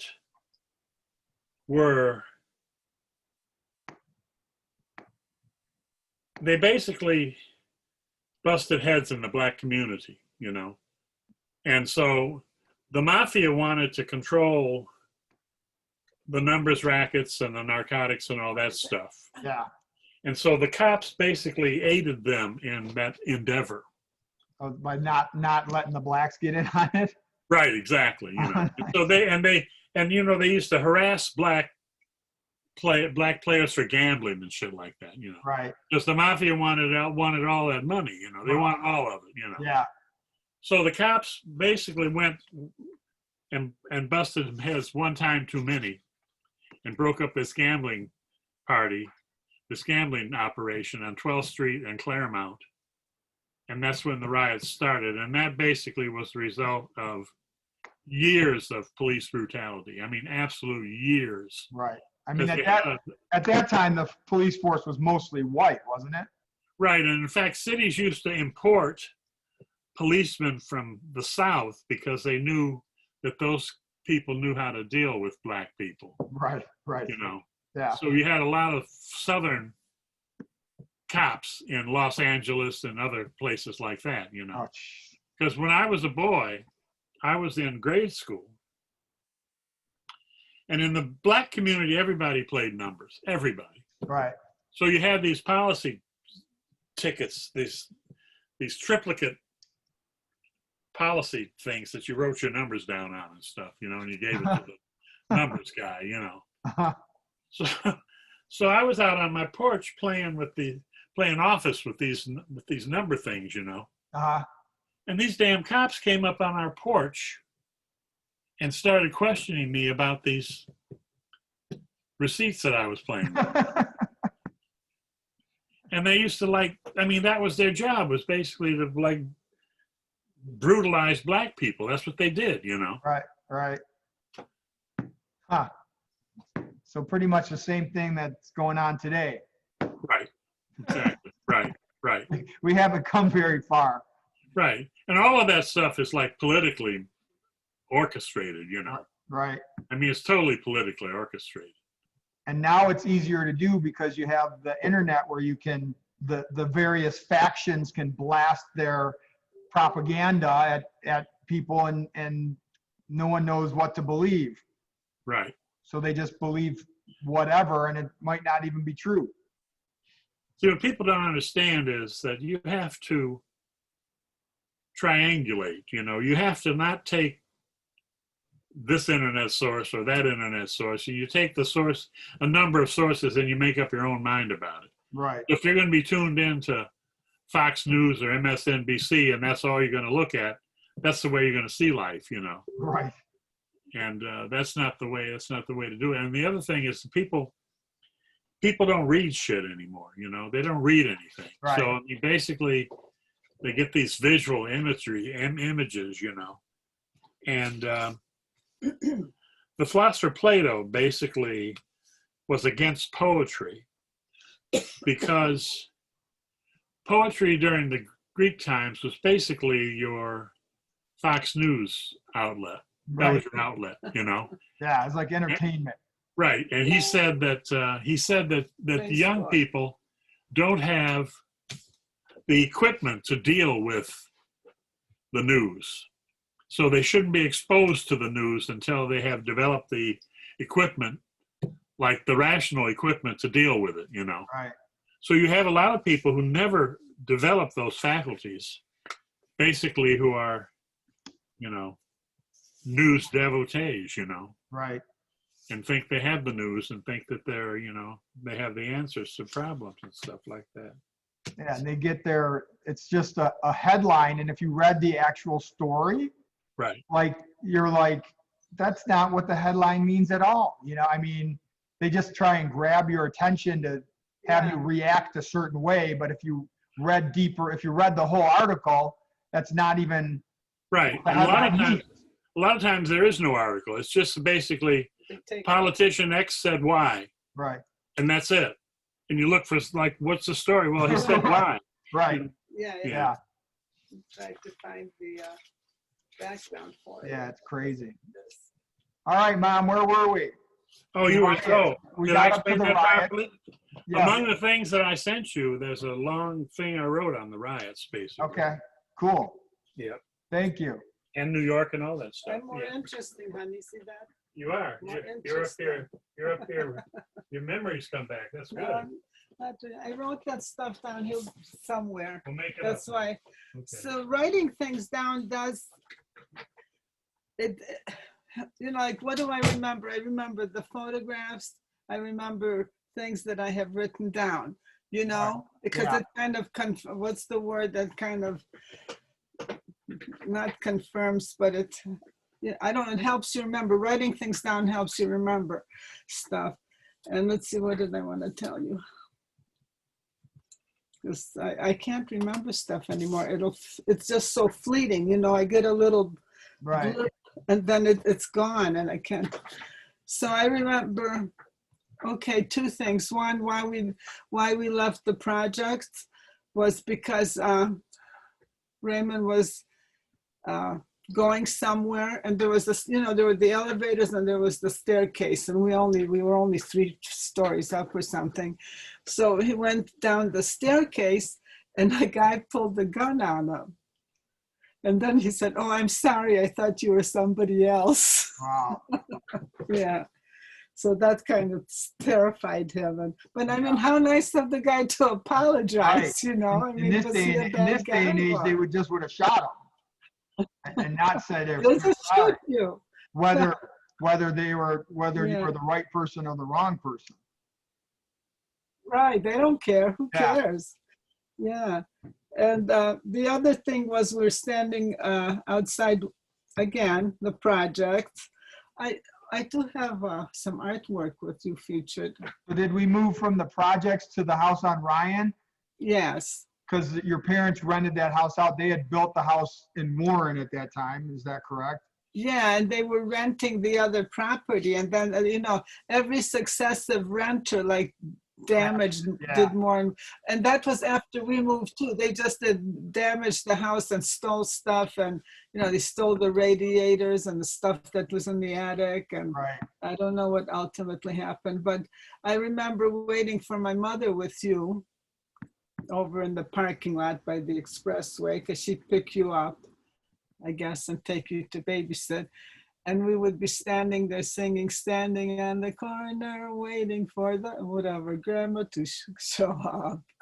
Remember, we were singing, standing on the corner, la la la la la la la, Yeah. waiting for mother. And you were always making songs and stuff. Your internet connection is unstable. What is that? Why is that saying that? I don't know. Is it mine or yours? Yours. Must be mine. It says recording. Is dad streaming music something, or Huh? is dad using the internet? Okay, I see now that there's like more disruption. It says connecting. I don't know. It's fine. I still hear you. So Yeah. how tell long them to get on. how long were we on Ryan Road?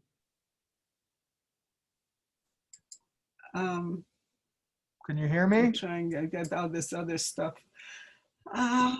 Yeah, I can hear you. Can you hear me? Yeah, it's fine. Okay. Let's see, how many years would that be? Yeah, I got photographs, Christmas photographs, kitchen photographs. Okay, And then, of course, okay, and then from Ryan Road, remember, my father's business wasn't doing well. So we thought, well, we were wanting to buy a house anyway, but instead we would move in with them to help with the mortgage, you know, with their mortgage, Right. since we were going to buy a house anyway. Right. So that's when we moved in with them, and I don't know how long we were there with it, for a couple of years. Yeah. And so we were, I was driving to work with you from Warren, going to Highland, to the Hotel St. Regis, and dropping you off at Waldorf. Yeah. See, since we were on Ryan Road, I guess I didn't want you to go to school, you know, in that neighborhood. Right. In Detroit school. I don't even know where that would have been. And anyway, from my investigation, I thought that was a good option, you know. Yeah. Waldorf. And It was expensive though, wasn't it? It was a private school. Yeah, I don't know. Apparently, but nothing was too good for our baby. Let's see. The other thing about how Ray and I met.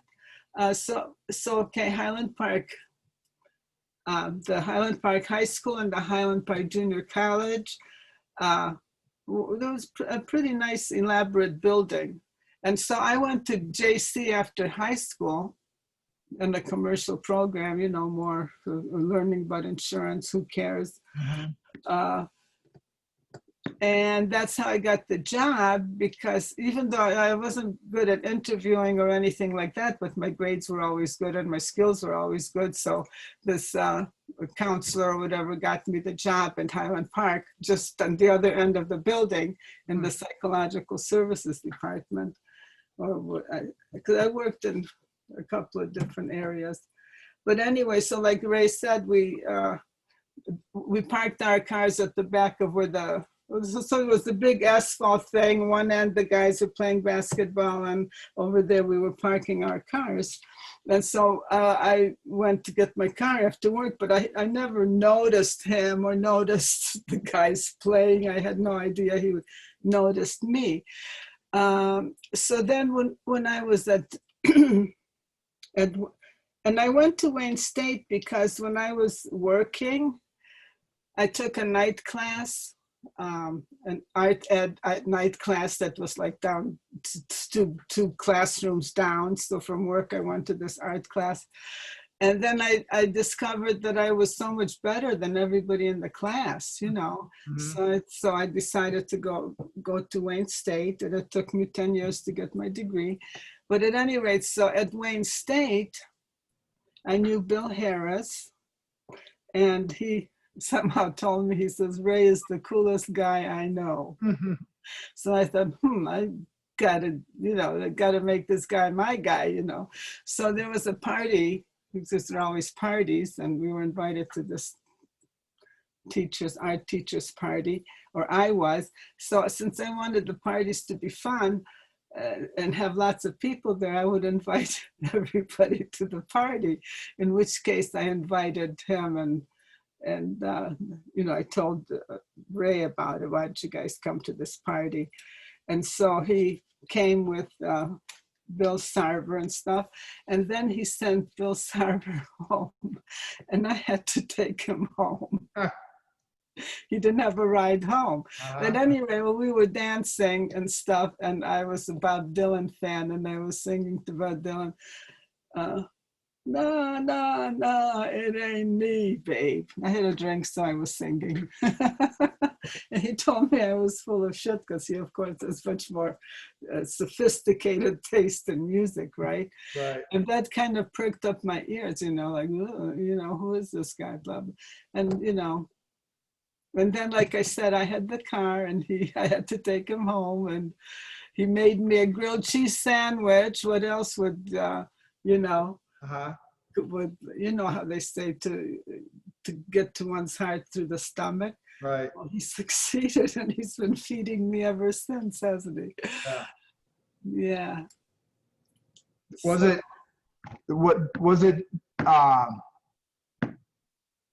weird, or like a culture shock coming from Europe and like only seeing one black person, the soldier, and then coming to the country where there's a lot of black, in a city where there's a lot of black people? I mean, did it strike you as, did you notice it, or no, and like I said, the black neighbors were wonderful, you know. I mean, they were helpful and wonderful to us immigrants, you know. Yeah. And like, I think the kids were playing, Christine told me this, baseball, and they broke our window or something, and you know, the people were immediately made sure that you know, that they repaired the window, and so, you know, I mean, no, I've never felt any animosity or you know, any kind of. No, I don't mean that. I just mean, like, to me, Or, you know, or shocked that, you know, that people look different than me. And, well, maybe, you know, I wasn't exposed to, let's see, when I was working or at school, or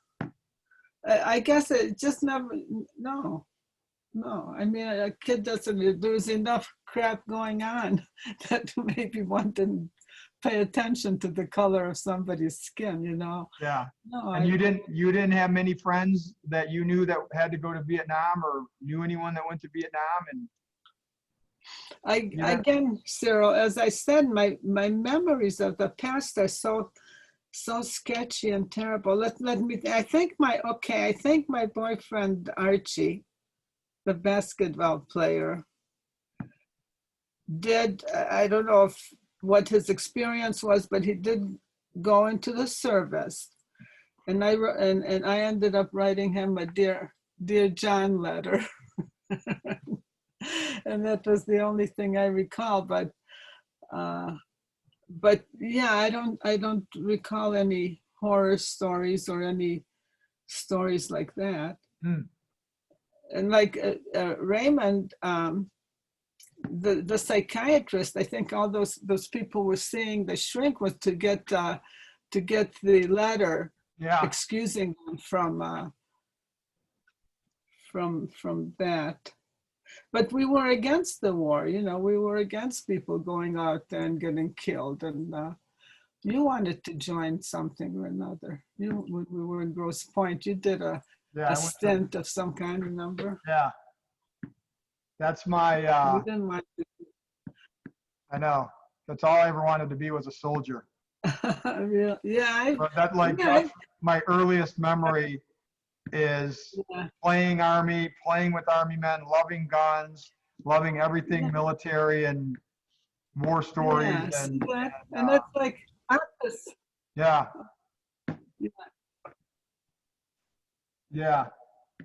What Yeah. What else do you want to talk about? It says your internet connection is unstable. What would make it that? What do you think? The speed. Your internet, is it me? No. Is it you? Other people using it, your equipment, Dad using it. Yeah. How about your stuff? Is yours? Mine is fine. Oh, so it's me. It's on this end. Yes. Oh.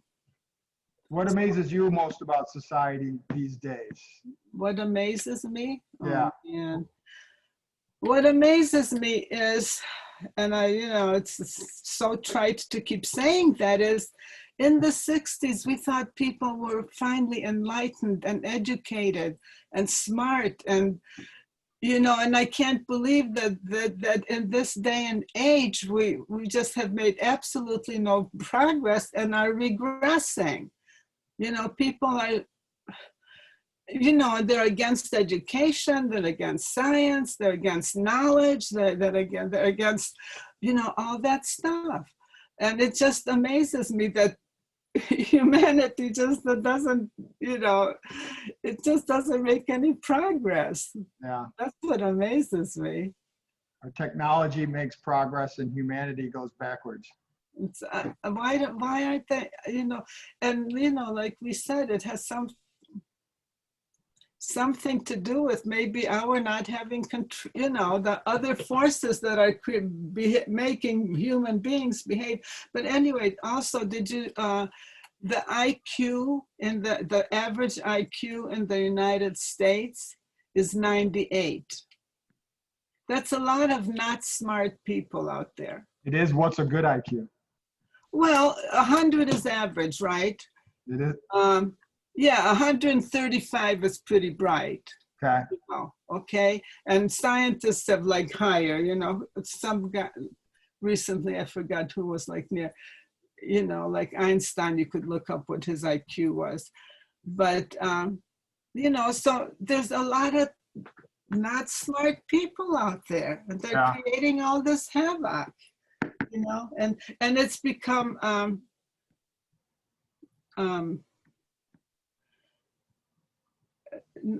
not unfashionable, but it's like they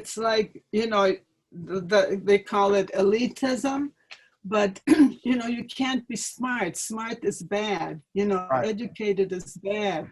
Who do you think you are using a big word like that? Why can't you just say, use this word? My brother, that's my brother. guess what? That's communism and socialism and fascism. All the isms where they want everyone to be the same. We're all going to be the same smart. We're all going to be the same talented. We're all going to have the same amount of money. No one can be better than anyone else except the people at the top. That's what you get, and that's what's happening.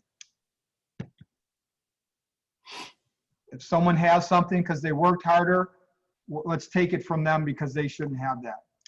No, that's not the, I don't think that's how it goes, but. That's what people want.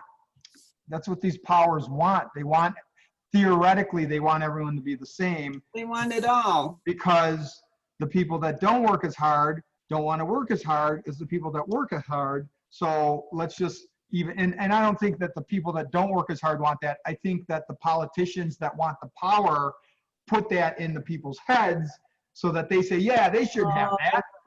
Yeah. So they'll vote for them. That's it. It's all about getting votes and being in power. But anyway, what else do you want to talk about?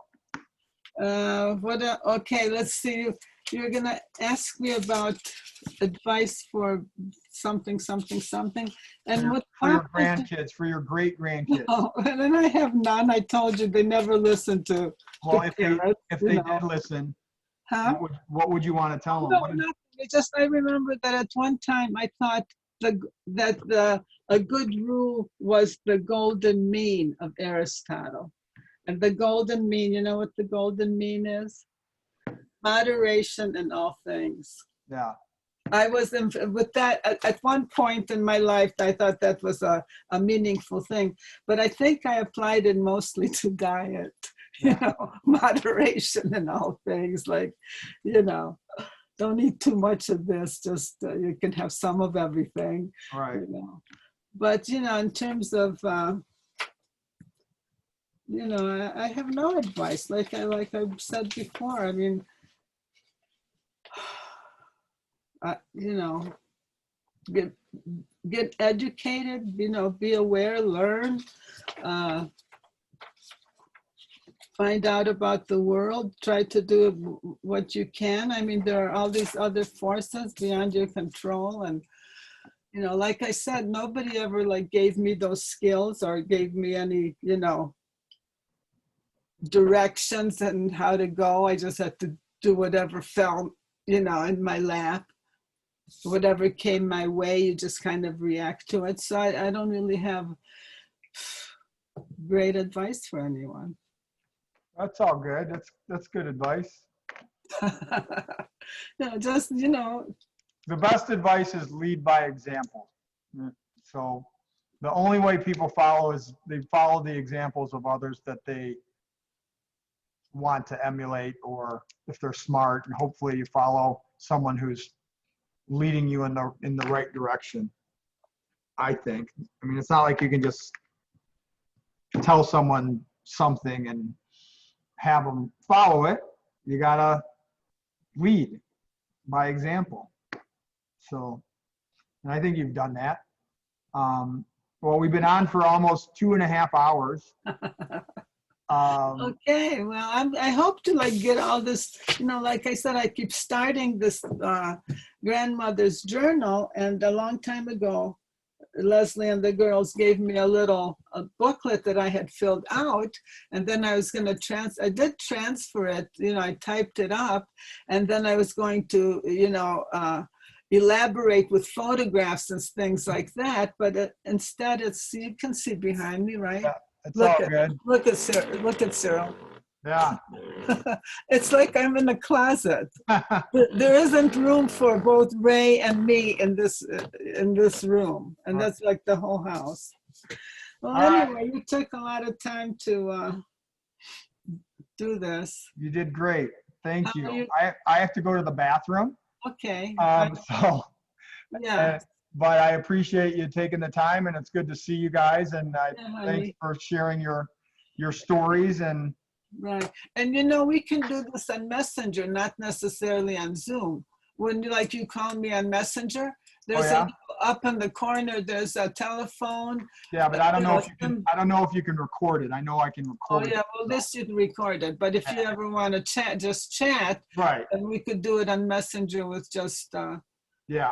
you know. Okay. Okay, darling. All right, love you. Thank you. Love you too. Take Bye. care. You too. Bye. Bye.